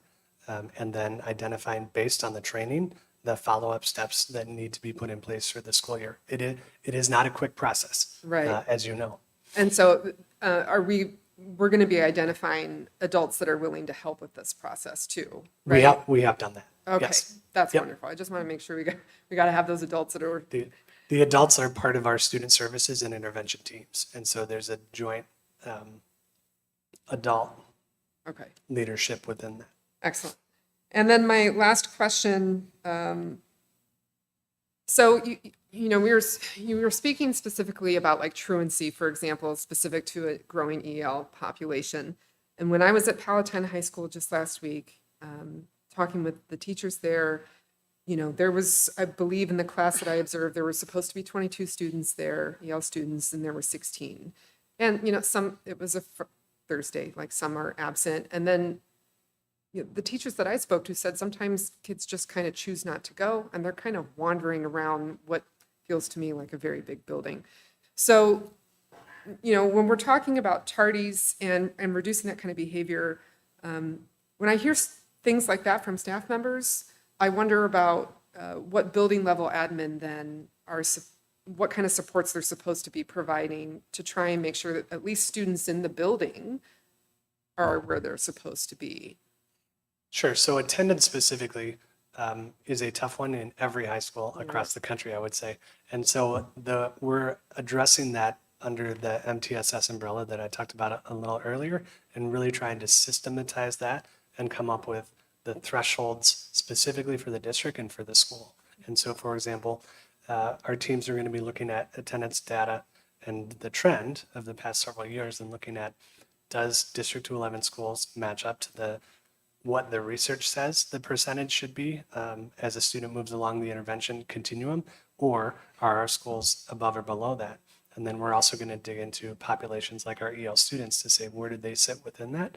And potentially that's where the supports and interventions come in. We would identify different levels for EL students to prevent the behavior from occurring, because once that behavior starts occurring, it's very difficult to stop. And there's a lot that occurs at that point. So we're trying to really look at the data in a similar way to what LaShonda's been doing with the teams, just diving down each time into a more smaller and smaller population that we can support. I know Principal Medina is trying to be very active in this, and and everybody wants the same thing. At the end of the day, my concern is that we want to make sure that the adults that are in our building that are tasked with the enforcement of these the meeting of these targets actually have the tools to do their job, and that's my concern. And so I'm certainly interested in updates as we go along and getting honest answers about whether or not that's the case. Absolutely. Okay. Thank you so much. Any other questions? I do have a couple of them. I really believe in positive adult support. Every young person that we have in our schools should have an adult that they can turn to. How are we looking to connect some of our students to a particular adult? So one of the things we put in place several years ago, but have really worked to ensure that this happened, is the identification of the trusted adult for every student. It's part of our district goals. And I know last year we were right at the cusp of 100%, maybe just a little less than that. And this year, I'm not going to give you a preview, but we're right there too, right? And so that's a really important piece that we do early on in the school year. We want to make sure that students have enough time to build a relationship and identify that person. And so we usually do it 6 to 8 weeks within the school year because we want that information to be able to use it right away. And that's another piece that we found is the timing on that first referral, right? There's a little bit of a grace period where everyone is happy and expected behaviors at the beginning, and then some of those referrals start, and then some of the repeats start. So having that trusted adult is in place is key. And then I would say within the classroom, our teachers have really focused on the sense of belonging for all students within their classroom and really forming that classroom community so that students feel like they're a part of the school community and in that classroom. And I would say those two things have significantly helped. Okay. For the students, how are we utilizing the students at each of the schools to maybe help with any concerns that come up? Tardies are one of the things. Do we have any students, maybe the principal's advisory group of students? How are they getting involved to help resolve that issue? Because it affects everybody, in the school. Sure. So I would say I'll talk to the three biggest ones, which is the Principal's Advisory Committee, which every principal runs. There's the Student Wellness Committee, which doesn't necessarily focus as much on the behavior end. They focus on the more social emotional end. But then LaShonda regularly interacts with every school's student equity team. And one of the things that they do within their teams is they're looking at their school's discipline information, but they're also encouraged to bring what they're experiencing, what they're feeling, and what they're seeing, and really what they want out of their schools and what they want to change. And so that's been a really nice vehicle to move the student voice forward and really let us hear where they're at and where they're coming from. So I would say those are the biggest three. There's others, but I think those are enough to answer the question tonight. Thank you. Any other questions? Thank you very much for your presentation. As far as EL student support, just out of curiosity, and I know we do a lot with trusted adults and social services and teacher collaboration and things like that. Has there been any thought or activity around utilizing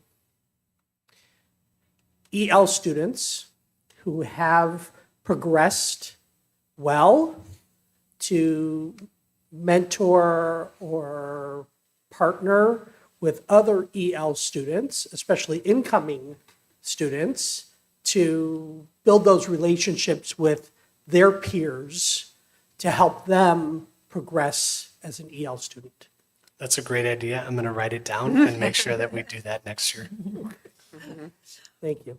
All right. Thank you very much. Thank you, Ms. Sandifer and Mr. Schumacher, for the presentation and for all the work. And we look forward to more exciting things to come. Thank you. Thank you.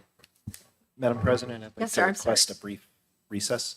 Oh, all right. If there's no disagreement, then we'll have a brief recess at 8:59.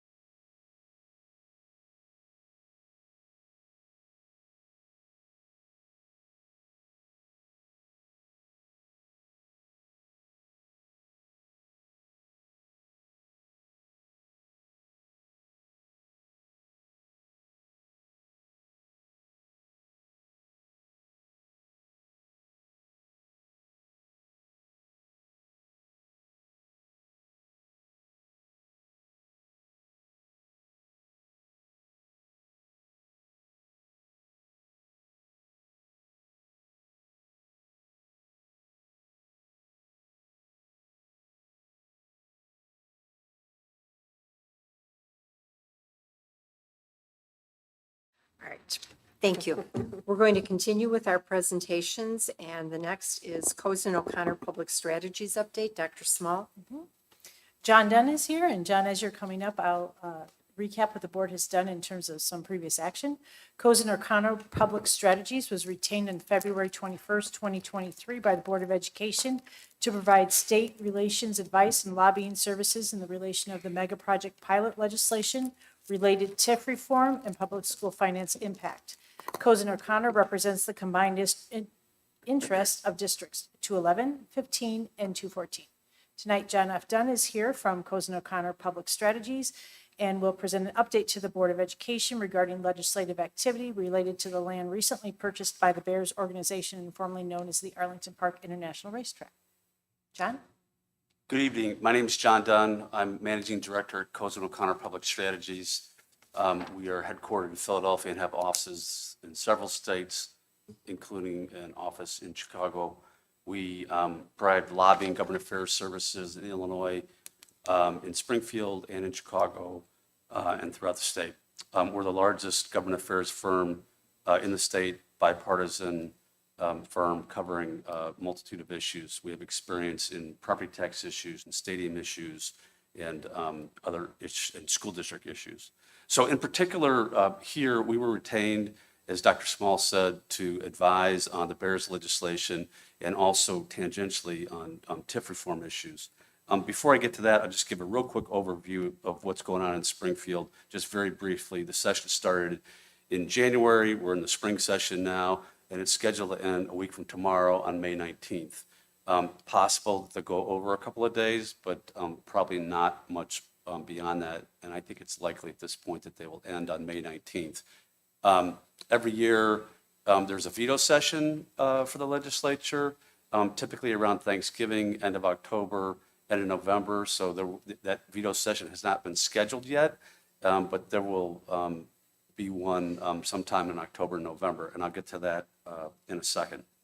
I'll discuss the legislation, but I just wanted to briefly note that in connection with the legislation, we've had numerous conversations with a number of legislators and staffers, but just to tick through a few key people that we've been talking to since February. Senator Gillespie, who's the sponsor of the Bears legislation, Representative Mark Walker, Representative Mary Beth Canty, leadership in the House, the Illinois House, leadership in the Illinois Senate, a variety of interested legislators and staffers. This legislation has become people are very interested in it in Springfield, so we get approached a lot of times by any number of legislators and staffers. Governor's office, the Illinois Association of School Boards, the Illinois Federation of Teachers, and then last but certainly not least, the Bears. We've had we've had some formal meetings with the Bears, but we've had any number of informal meetings with them, either in person, Zoom, or phone calls. So I'll start with the TIF reform legislation first, because that's pretty quick. The TIF reform legislation was introduced by Senator Gillespie in February of this year. It's Senate Bill 1391.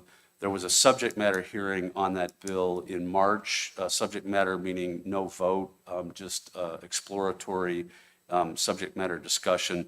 There were a number of proponents and opponents. 180 witness slips filed in favor of the bill, 285 filed against her TIF reform bill.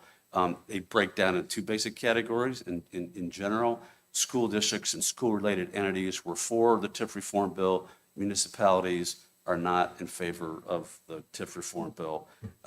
The bill is long and it's on hold right now, so I won't go into excruciating detail on the bill, but I would just say the three districts, District 211 and the other two districts are in favor of the bill. It puts a number of restrictions on TIFs, most importantly, shortening TIF terms, shortening TIF extensions, no overlapping TIFs. The initial version of the bill allowed for school districts to opt out of the TIF legislation. There have been two amendments filed since the subject matter hearing. as I mentioned at the outset, the legislative session ends in a week, so the bill is essentially on hold right now.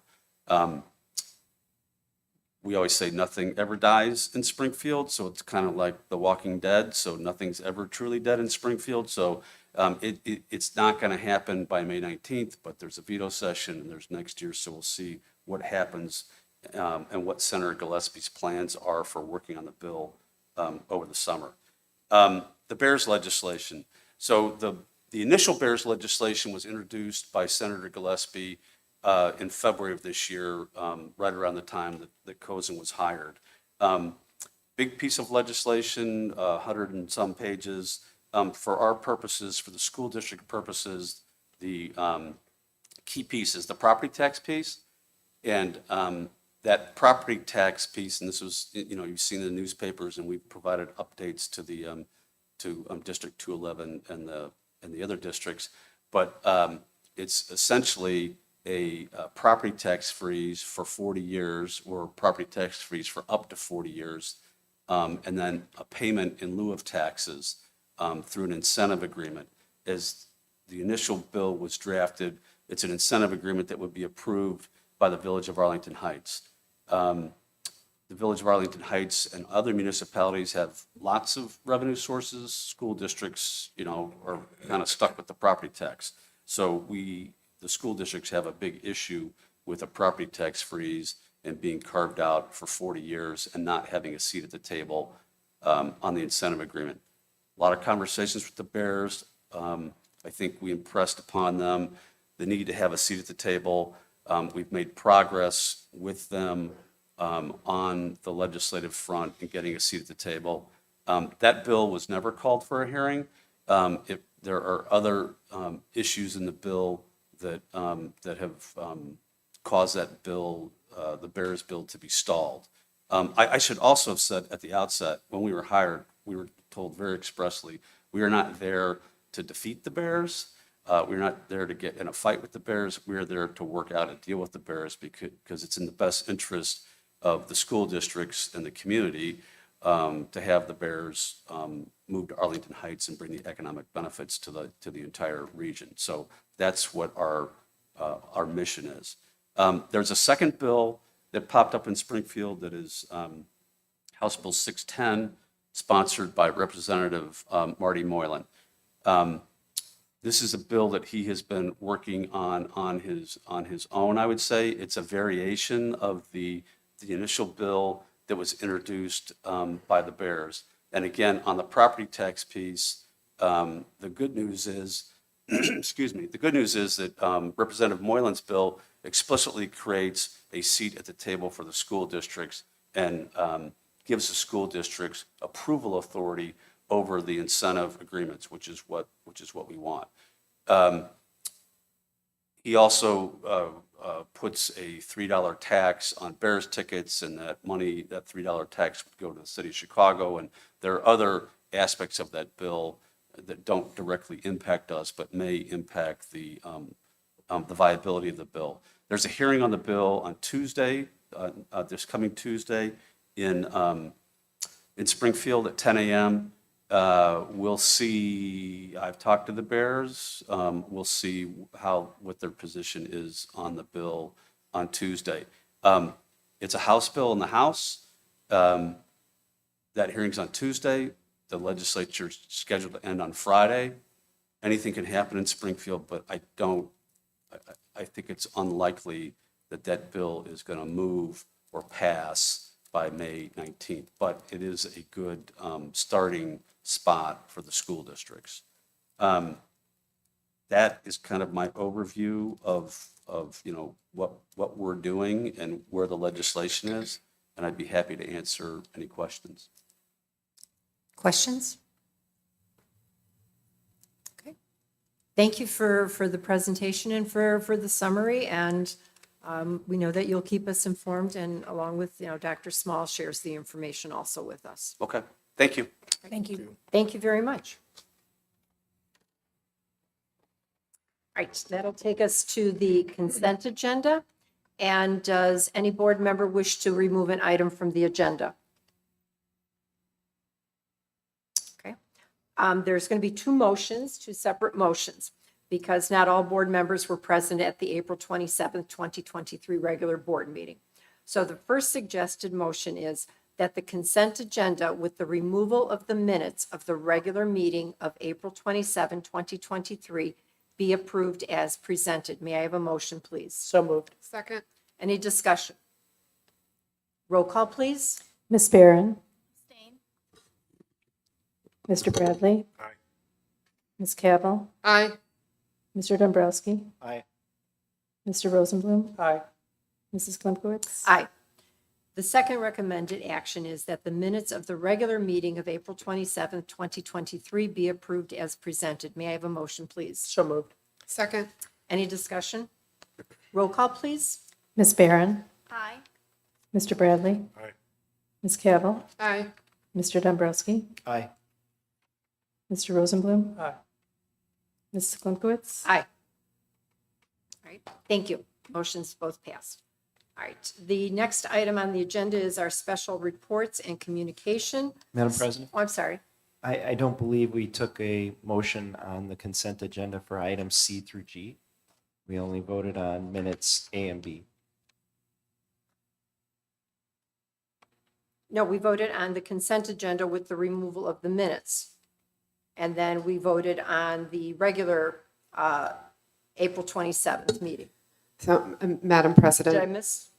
so when you read the motion for item B, as I was following along with you in the document attached to our agenda, that the minutes of the organizational meeting be approved as presented. So I share Mr. Dombrowski's understanding.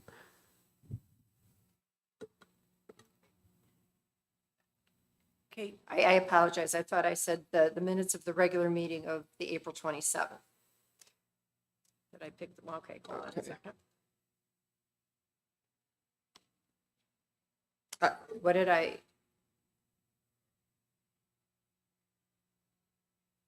Did we approve the consent agenda in the vote for item A? Yes, that the consent agenda with the removal of the minutes of the regular Okay, meeting there we be go. approved as presented. That's what I read. Okay. Thank you. All right, so we're good. Okay. All right, then that takes us to our special reports. And Freedom of Information Act, request information. If there's any questions. The next is the Certificate of Excellence in Financial Reporting. And congratulations to our business department for the quality performance that they always provide for us. Dr. Small? Like to That's what I share? want to do, is acknowledge them. Okay. Under the leadership of Chief Operating Officer Lauren Hummel, they've earned the Certificate of Excellence for the 16th year from the School Business Officials International. It's based on our comprehensive annual financial report components and an independent audit. So my thank you to her team, and their diligence in terms of what they do, including Barb Peterson, who's here tonight. Thank you. It takes us to unfinished business, and there is none for this evening.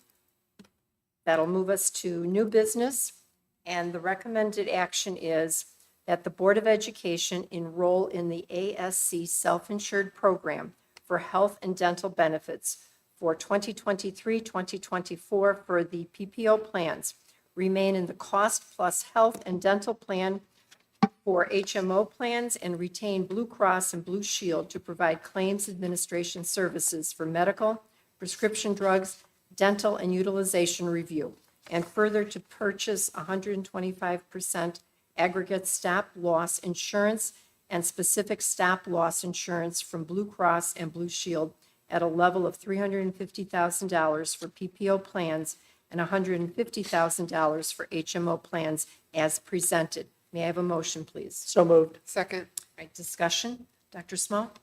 District 211 currently provides employees and eligible retirees with health and dental benefits through a modified self-insured program known as a cost-plus model. Under the cost-plus model, the costs are based on claim experience, administrative fees per program participant, and stop-loss insurance. The current and proposed multi-plan structure integrates varied cost control factors for deductibles, coinsurance, prescription drugs, health savings accounts, and varied levels of premiums based on the plan benefits. Any questions? All right, if there are none, then roll call, please. Ms. Cavill, Aye. Mr. Rosenblum, Aye. Ms. Barron, Aye. Mr. Bradley, Aye. Mr. Dombrowski, Aye. Mrs. Klimkowitz. Aye. That takes us to the next item, and that is that the Board of Education approve the purchase of camera systems for 16 vans from Central States Bus Sales, Inc.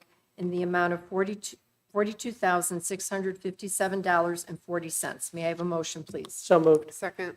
Okay, any discussion? Dr. Small?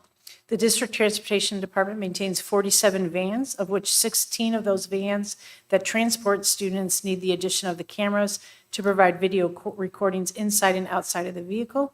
Tonight's recommendation is to outfit those remaining 16 vans with cameras to be in line with the technology already found in our other vans and buses which transport students within our fleet. Any questions? Real quick question. Are we purchasing these from the same vendor that we purchased the other equipment from?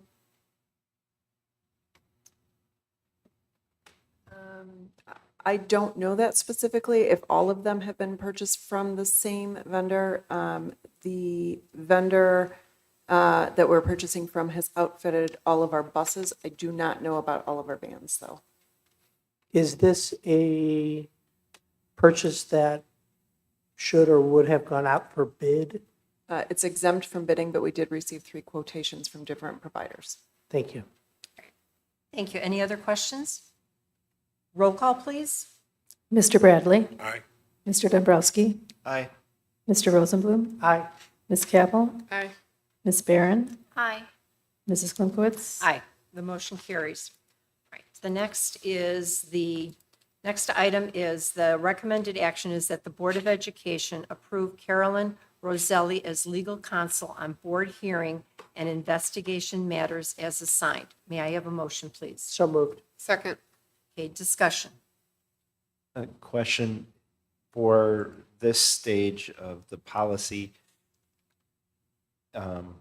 We get a recommendation from the hearing officer to decide upon. Is that correct? You get a recommendation from the hearing officer and the investigator. Okay. And then if the complaint is not satisfied, there's additional steps beyond the Board of Education. Is that correct? That is in the policy GAC. There is not in policy IIAA. Any other questions? All right, may I have a roll call, please? Mr. Rosenblum, Aye. Ms. Barron, Aye. Mr. Bradley, Ms. Cavill, Aye. Mr. Dombrowski, Aye. Mrs. Klimkowitz. Aye. Motion passes. The next item is that the Board of Education approve a one-year agreement with Curriculum Associates LLC to purchase Elevation at a cost of $42,317.50. May I have a motion, please? So moved. Second. Discussion? Dr. Small? The Elevation platform consists of multiple products, including the platform itself and an additional component called Elevation Strategies. Access to both components will provide District 211 with the increased ability to manage EL programming, provide effective instruction to students, and provide staff with unique professional learning opportunities. Specifically, the Strategies component is an online professional learning tool that helps prepare educators to support multilingual learners with actionable data, effective instructional activities, and classroom-based applications. Any questions? Okay, roll call, please. Mr. Rosenblum, Aye. Ms. Cavill, Aye. Mr. Dombrowski, Aye. Mr. Bradley, Aye. Ms. Barron, Aye. Mrs. Klimkowitz. Aye. Motion passes. The next item is that the superintendent be authorized to offer professional learning opportunities for in-district credit as presented. May I have a motion, please? So moved. Second. Dr. Small? The proposed in-district courses are connected to and seek to move forward the District 211 strategic plan, the District 211 equity plan, and the District 211 academic goals. The courses will be offered beginning this summer. Any questions? Okay, roll call, please. Mr. Dombrowski? Aye. Mr. Bradley? Mr. Rosenblum? Aye. Ms. Barron? Aye. Ms. Cavill? Aye. Mrs. Klimkowitz? Aye. Motion passes. The next item is that the Board of Education approve a one-year agreement with Panorama Education at a cost of $124,500. May I have a motion, please? So moved. Second. Okay, Dr. Small? We've been using this software for the past 2 years as a resource to assess and monitor social emotional health. It is brought forth tonight for a one-year renewal and is being funded by the state ESSER grant money. Any questions? All right, roll call, please. Ms. Barron? Aye. Ms. Cavill? Aye. Mr. Bradley? Aye. Mr. Rosenblum? Aye. Mr. Dombrowski? Aye. Mrs. Klimkowitz? Aye. Motion passes. Next item is that the Board of Education approve the 2023-2024 Consolidated District Plan to utilize the federal Title I, Title II, Title III, Title IV, and IDEA grants totaling approximately $3,800,342, as presented, and authorize the superintendent to submit the plan as required on behalf of Township High School District 211. May I have a motion, please? So moved. Second. Okay, Dr. Small? The details on the agenda include the areas in which the consolidated district plan will be presented to the ISBE for the use of the title grants and IDEA funds as presented. In the report, each grant area has a list of the uses of the projected funding that we will receive in each area for the 23-24 school year. Any questions? All right, if there are none, then roll call, please. Ms. Cavill? Aye. Ms. Barron? Aye. Mr. Rosenblum? Aye. Mr. Bradley? Aye. Mr. Dombrowski? Aye. Mrs. Klimkowitz? Aye. Motion passes. Next item is that the Spring Curriculum Committee report and recommendations be approved as presented. May I have a motion, please? So moved. Second. Dr. Small? The department chairs from each department gathered again for the final round of curriculum meetings with the principals and Assistant Superintendent Josh Shoemaker. The recommendations of each committee are presented to you tonight for board approval. Any questions? I just want to thank Mr. Schumacher and the department chairs for a couple things. One is presenting us with a draft earlier so that we had time to review and ask questions, and if we so chose, to come into the district to see the materials and walk through the curriculum and have phone calls if necessary and things like that in preparation for this evening. So thank you. Thank you. Anything else? All right, roll call, please. Mr. Bradley? Mr. Dombrowski? Aye. Ms. Cavill? Aye. Mr. Rosenblum? Aye. Ms. Barron? Aye. Mrs. Klimkowitz? Aye. Motion passes. The next item is that the Board of Education approve the summer curriculum projects at a cost not to exceed the following per grant. Title I, $126,000, Title II, $168,000, and IDEA, $34,000. May I have a motion, please? So moved. Second. Okay, any discussion? Dr. Small? During the summer, grant money is used to fund curriculum work done by teachers across all subjects. Any recommended curricular changes that are developed in the summer must go through the standard expectations of recommendation at the upcoming school year's curriculum meetings. Any questions? All right, roll call, please. Mr. Rosenblum? Aye. Ms. Cavill? Aye. Mr. Dombrowski? Aye. Ms. Barron? Aye. Mr. Bradley? Aye. Mrs. Klimkowitz? Aye. Motion carries.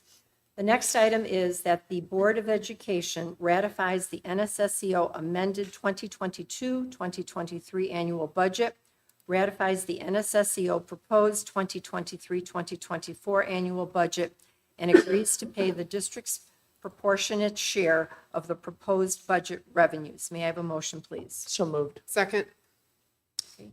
Dr. Small? The district has maintained its status as a member in the Northwest Suburban Special Education Organization Cooperative, NSSEO, to meet the unique educational needs of our students who have significant disabilities, which exceed the supports available within our District 211 program. At its April governing board meeting, the NSSEO board approved the amended budget for the 2022-2023 school year and the proposed 2023-2024 budget for transmittal to the member districts for local board action, which is what is in front of you tonight. The NSSEO proposed annual budget is determined by the combined total cost of services purchased by the 8-member districts. Barb Peterson, Controller and Treasurer, and Renee Erickson, Director of Special Education, attend various committee meetings and are direct liaisons with NSSEO, along with President Klimkowitz's role as the President of the NSSEO Governing Board. Any questions? You've received the information. You've got the package of information. We've got 68 students that we're looking at to have at Kirk. In the deaf of hard of hearing program, we've got 2 students. We had 1 the previous year. So it shows what our portion is, and the increase basically is about a 5%, a little bit over 5% increase from the prior budget. Any questions? Okay, if there are no questions, roll call, please. Ms. Barron? Aye. Mr. Bradley? Aye. Ms. Cabell? Aye. Mr. Dombrowski? Aye. Mr. Rosenblum? Aye. Mrs. Klimkowitz? Aye. Motion passes. The next item is, the recommended action is that the Board of Education authorize the superintendent to enter into an agreement to amend the current agreement for reciprocal reporting and cooperation between Township High School District 211 and the Police Department of the Village of Schaumburg, County of Cook, Illinois, to allow camera access to all District 211 facilities via the Real-Time Information Center as presented. May I have a motion, please? So moved. Second. Dr. Small? Board Policy JFA, Video Surveillance Monitoring, authorizes the use of overt video surveillance cameras and monitors on district property, including district-owned vehicles, to promote the health, safety, and welfare of all of our students, staff, and visitors, and to safeguard district facilities and equipment.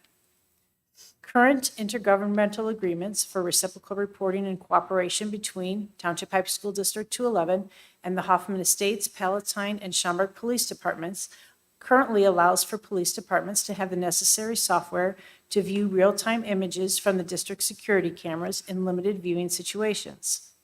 What is new is the Police Department of the Village of Schaumburg has established a Real-Time Information Center, RTIC, through the assistance of grant funding that they received from the Cook County Department of Homeland Security. By providing direct access to the district camera management platform, allows local law enforcement access to all camera views through the district in this real-time framework. Officers managing this facility at the Schaumburg Police Department can convey immediate and actionable information to responding units in case of an emergency. It is recommended that this intergovernmental agreement be amended to allow for the Schaumburg Police Department to have access to the camera management system for all facilities owned by the district. This direct police department to police department communication in regard to the RTIC camera information system increases information available to all of our 3 local police departments. It's recommended that this recommended action has already been shared with the Hoffman Estates and Palatine Police Departments, and they are supportive of it. And this amendment is also under review by the Village of Schaumburg. Questions? Just a comment. Sorry. I just think that is very innovative, and I really appreciate the fact that this is just another example of what we're doing to move forward and trying to keep our kids and staff members safe while conducting business throughout the school. Thank you. Mr. Rosenblum? First of all, I agree. But also, so this is being funded through a grant. The RTIC system that the Village of Schaumburg has, that is separate from this. Okay. We pay for our camera systems. Okay, and I know that the taxpayers pay for the police department and their services. Are we, as a school district, paying anything to the local law enforcement agencies for this service? No. Okay, thank you. Any other questions? Yeah, I just have one. Is it possible to be provided with an example of what deter or protect against damage to school district property? That would be vandalism. Okay, so if one of our students are maybe spray painting something, then our police department would have access to our cameras to then take action? We would either notify them. They are not watching constantly. That's not what this is. That's not what our camera system is at all. It is when an incident occurs that they become active in it. So it could be in an emergency situation where they're notified of the situation, whether it's through us, through their own police officers that are on site, that they become viewing it live at that moment. But it is not continuous viewing of our cameras. It is only in the situations that are designated in the agreement. Any other questions? I do not have a question, but I do have a comment. First of all, I agree with Mr. Bradley and Mr. Rosenblum's earlier comments. I think this is an innovative idea. I also appreciate the clearly set boundaries and guidelines put forth in the amendment. My comment is about the way these agreements operate in general, which I do have a problem with. And that is specifically item F in the actual agreement. This agreement shall immediately take effect on the date of its execution and shall be in full force and effect for a period of 2 years thereafter. This agreement shall automatically renew for successive 2-year periods unless terminated pursuant to Section G set forth below. I don't have an issue with the service. I'm very proud of what we do. I'm very proud of our police departments and our SROs. I do have an issue with this because to me it translates to a lack of oversight. Rather than an automatic agreement that doesn't come before the board as an agenda item and it's just automatically done, at the very least, I would like to see when this renewal is made, when the renewal is automatically granted, that the board be given a heads up. In my ideal world, this would come before whatever Board of Education is sitting at the moment for renewal, seeming as how at the end of the day, we're the ones that answer to the community for what goes on in our school districts. That would be my preference. And these agreements don't come out very often, so I wanted to seize the opportunity to make my feelings known. However, the amendment specifically that we're voting on tonight, I am in full support of. Do we normally get an update with the renewal? Ms. Cavill's point. No, not that I'm All aware right, of. but can we do that going forward? Or just a heads up and that it's coming? It would be information. Okay, an information item. Because there are 3 of these such agreements. That's correct. That's right. Okay. Yeah, they all operate the same way. All right. Another question I have is, do we know the grant money that the law enforcement agency, that Schaumburg specifically has received for this center? Do we know how long that is anticipated to last them? That's my first question. My second question is, has there been any discussion or discussion, especially between the governmental agencies involved, around what happens when the grant money runs out? Who is then, does this stop? Or is there some other way that the parties involved will be responsible for the financing of this operation? I'm not aware of how much money they received or how they spent it. I do not know I do not know how they are funding it or how they're continuing to fund it.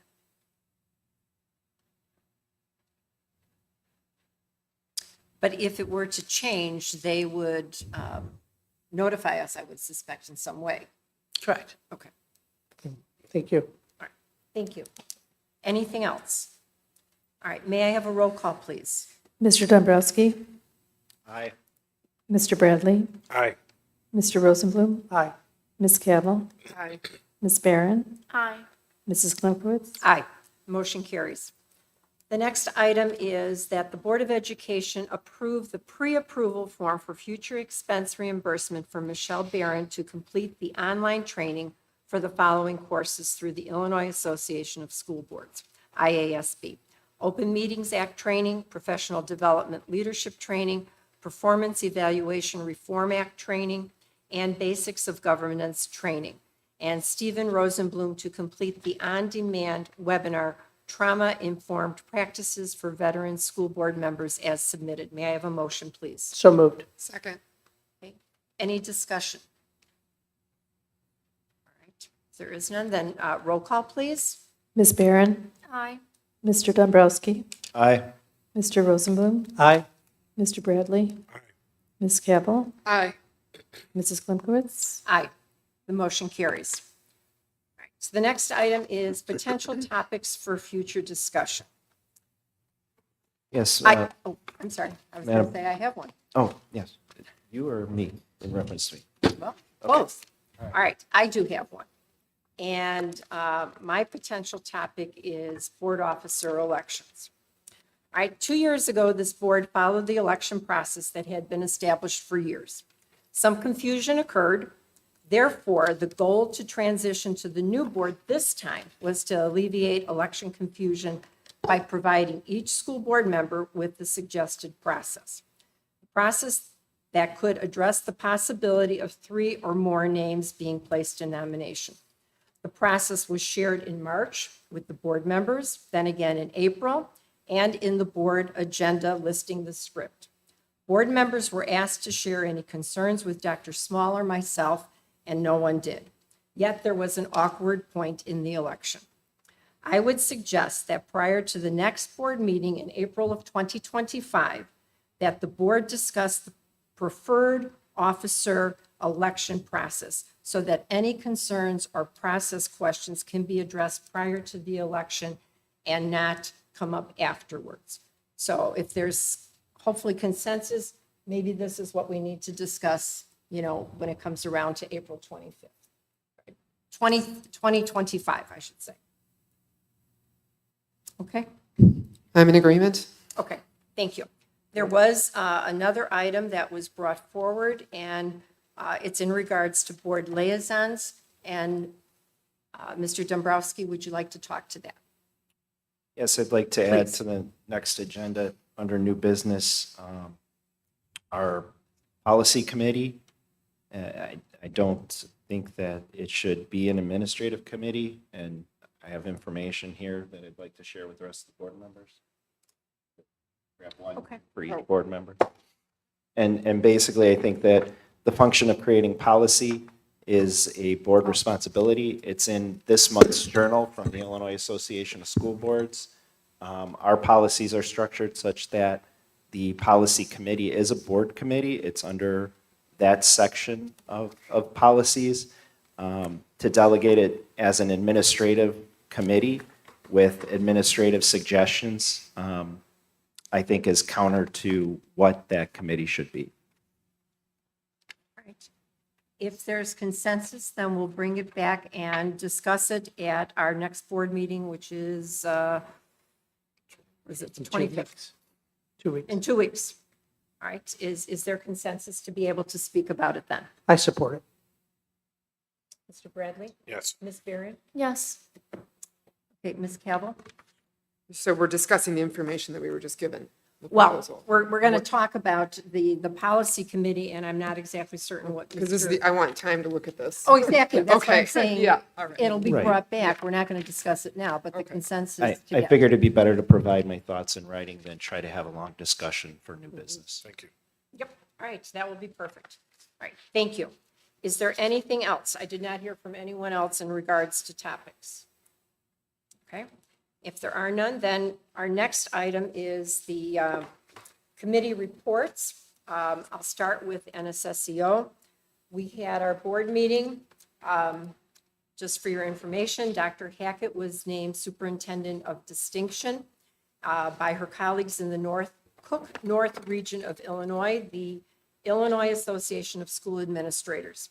So she was honored, one of the individuals that was honored at a luncheon May 3rd in Springfield. One of the presentations that we had for NSSEO was their Equity Action Plan. They've been working on that. They're looking at, they have different groups at each of the schools. They've developed 5 strands of systemic equity that they're looking at: the systems, teaching and learning, student voice, climate and culture, professional learning, and family and community agencies. So they've really dug into it and working in regards to that. We had our Shining Star awards, and those were to young people that received the Infinitec award systems. and where they're using the adaptive devices that the young people have. That was, we also talked about looking at the facilities. There should be, excuse me, we'll look at the facilities. We have an architectural firm that's taking a look at what work needs to be done, documenting existing conditions, taking a look at a variety of things. The Facility Planning Committee will be meeting probably late in June, looking at all of the things that need to be done. And we have representatives basically from our member districts. Myself will be on it, Julie Jellick, and we would like to have Mr. Sparks be part of it also to kind of offer a little bit more perspective, because NSSEO really does not have a facility manager, so to speak. So I think that will be a wonderful addition to that group. So that's what I have for NSSEO. And that takes us then to EdRed. Okay, a couple things. Last week, there was a EdRed meeting. There was a legislative discussion with Senator Ram Valivilem,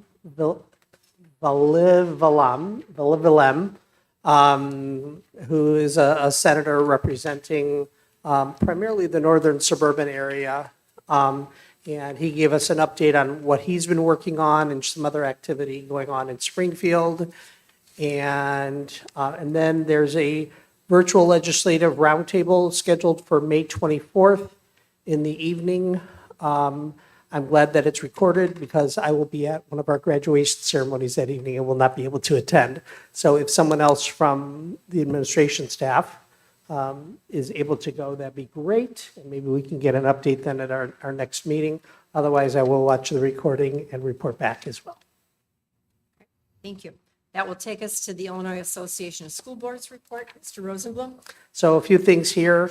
One is in previous meetings, I've asked that if anybody has any suggestions for resolutions for the delegate assembly to please let me know. And I have not heard from anyone as of yet to submit any resolutions from this board.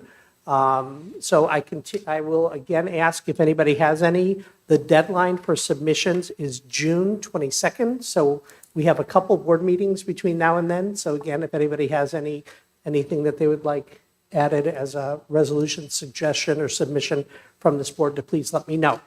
III conference registration is soon upon us. It is, as usual, the weekend before Thanksgiving. A great opportunity for networking, learning, and sharing of best practices as a school board from our perspective, the Illinois Association of School Boards. So keep an eye out for that, and be sure that if, as a board member, you are interested in participating, that you complete the necessary pre-approval form for your expenses, and let our executive assistant know for the board that you're interested so that you can get registered to attend. There is legislation going on in Springfield right now. Senate Bill 990 is what it's called. And I think you all may have gotten an email asking for support in contacting your legislators. I'll read this briefly. Senate Bill 990 mandates that school districts secure 2 property appraisals prior to any sale of property, and requires the school district to offer the property to a local municipality at the average price of the appraisals. IASB feels that this completely undermines school district's authority. The constraints greatly limit the ability of the school district to fulfill its duty to be fiscally responsible stewards of taxpayer funds by not allowing the district to sell property at its highest potential value. The inequitable legislation targets only school districts, according to IASB. It allows the municipalities to purchase the property at a lower price and then sell the property for a profit, taking possible funds away from the school districts and negatively impacting students and our communities. So this legislation is going to be heard by executive committee on May 16th in the morning in Springfield. So if you are so inclined, IASB is recommending that people in the community and board members contact our legislators, asking them, giving our opinions and asking them not to support this legislation as it moves forward. Okay, thank you. Any questions of this legislation that's coming up? That is my report. All right, thank you very much. All right, so we have our list of announcements, our upcoming events, graduations, and then our board meeting on May 25th at 6:30. We'll be back in the boardroom. All right, then that takes us to the next item, and that would be a closed session motion. The reason we have it a second time is if we don't finish all of our business at the first closed session, we are able to go in a second time. And since we do have it listed in our agenda, we have to vote on it. So since we do not need to really go back into closed session, it would be a no vote after I make the motion, when we take the roll call. So the recommended action is that the board enter closed session to discuss minutes of meetings lawfully closed under the Open Meetings Act, probable or imminent litigation against, affecting, or on behalf of the public body, appointment, employment, compensation, discipline, performance, or dismissal of specific employees, matter pertaining to an individual student, and collective negotiating matters between the public body and its employees or their representatives. May I have a motion, please? So moved. Second. Okay, any discussion? All right, roll call, please. Ms. Barron? No. Mr. Bradley? No. Ms. Cavill? No. Mr. Dombrowski? Nay. Mr. Rosenblum? Nay. Mrs. Klimkowitz? No, motion fails. All right, then that takes us to our last couple of items, and it's the retirement request. The recommended action is that the Board of Education accepts the retirement request of Craig Behrens, effective May 2027, according to the master contract of the District 211 Teachers Union. Teresa Christensen, effective May 2027, according to the master contract of the District 211 Teachers Union. Gina Inc., effective May 2027, according to the master contract of the District 211 Teachers Union. And Kathleen Petco, effective May 2027, according to the master contract of the District 211 Teachers Union. May I have a motion, please? So moved. Second. Any discussion? Roll call, please. Ms. Cavill? Aye. Mr. Rosenblum? Aye. Ms. Barron? Aye. Mr. Bradley? Aye. Mr. Dombrowski? Aye. Mrs. Klimkowitz? Aye. Motion passes.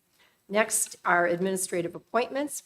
That effective July 1st, 2023, Michelle Bremer be appointed as 12-month assistant principal at Palatine High School at a gross salary of $140,000. May I have a motion, please? So moved. Second. Any discussion? Roll call, please. Mr. Bradley? Aye. Mr. Dombrowski? Aye. Mr. Rosenblum? Aye. Ms. Cavill? Aye. Ms. Barron? Aye. Mrs. Klimkowitz? Aye. Next is that effective August 2nd, 2023, Travis Hastings be appointed as 10-month assistant principal at Palatine High School at a gross salary of $117,550. May I have a motion, please? So moved. Second. Any discussion? Roll call, please. Mr. Rosenblum? Aye. Ms. Barron? Aye. Mr. Bradley? Aye. Ms. Cavill? Aye. Mr. Dombrowski? Aye. Mrs. Klimkowitz? Aye. Motion carries. Next item is that effective August 2nd, 2023, at a gross salary of $117,550, Alex Maramontes be appointed as a full-time dean at Palatine High School until the Illinois State Board of Education posts his principalship endorsement, at which time he will be a 10-month assistant principal at Palatine High School. May I have a motion, please? So moved. Second. Any discussion? Roll call, please. Mr. Rosenblum? Aye. Ms. Cavill? Aye. Mr. Dombrowski? Aye. Mr. Bradley? Aye. Ms. Barron? Aye. Mrs. Klimkowitz? Aye. Motion passes. With no other business. Madam then- President? Oh, I'm sorry. Before we adjourn, I think I realize what happened during the consent agenda. I think that Ms. Barron may have abstained on the consent agenda and voted in favor of the minutes where she was absent. And before we adjourn, it might be beneficial to verify that vote and make sure that that was what was intended. From my recollection, my understanding is that even if that board members who weren't present are able to vote to approve minutes for meetings in which they weren't present, although if Ms. Barron wished to change, if that's indeed what happened, I'm not sure. I think that's why I was confused, because Ms. Barron abstained on the first motion, and I mistakenly assumed her abstinence was on the meeting minutes. To my understanding, Ms. Cavill is right. Ms. Behrens can abstain on that one, or she can vote in favor of it. And Ms. Barron? what would you like to do? So I wanted to abstain on the board meeting that I did not attend. Mary Sue, can you go back to the consent roll call, please? Do you have that? Yes, for the first one, you want Can you read the motion first and then tell us what the roll call was? And then if we need to change it, we can do it. So can you read the motion, please? The first one was that the consent agenda with the removal of the minutes of the regular meeting of April 27, 2023 be approved as presented. So this is the voting on items B through G. And can you say what the roll call was, please? Ms. Barron abstained, Mr. Bradley, Ms. Cavill, Mr. Dombrowski, Mr. Rosenblum, and Mrs. Klimkowitz said aye. Would you like to change that and vote in Yes. favor of the consent agenda? Yes, please. All right. Do I need to do a whole Yes. vote again? Okay. No, you don't need to do it again. But we need She's to just do no- changing her vote. She's changing her vote. And then perhaps if we could have the second motion read again with Okay. the votes that were cast. The second motion was that the minutes of the regular meeting of April 27, 2023 be approved as presented. Ms. Barron, Mr. Bradley, Ms. Cavill, Mr. Dombrowski, Mr. Rosenblum, and Mrs. Klimkowitz all voted aye. And this is where Ms. Behrens probably would have abstained because you weren't present there. So the question We could- is, would she like to change her vote? Correct, yes, to Okay. abstain. So, and that'll be abstain? All right. Thank you, Madam President. Okay. Thank you for catching that. All right. Any other business to come before our board? If there is none, then the board president declares the meeting of the Board of Education adjourned at 9:56 PM. Thank you.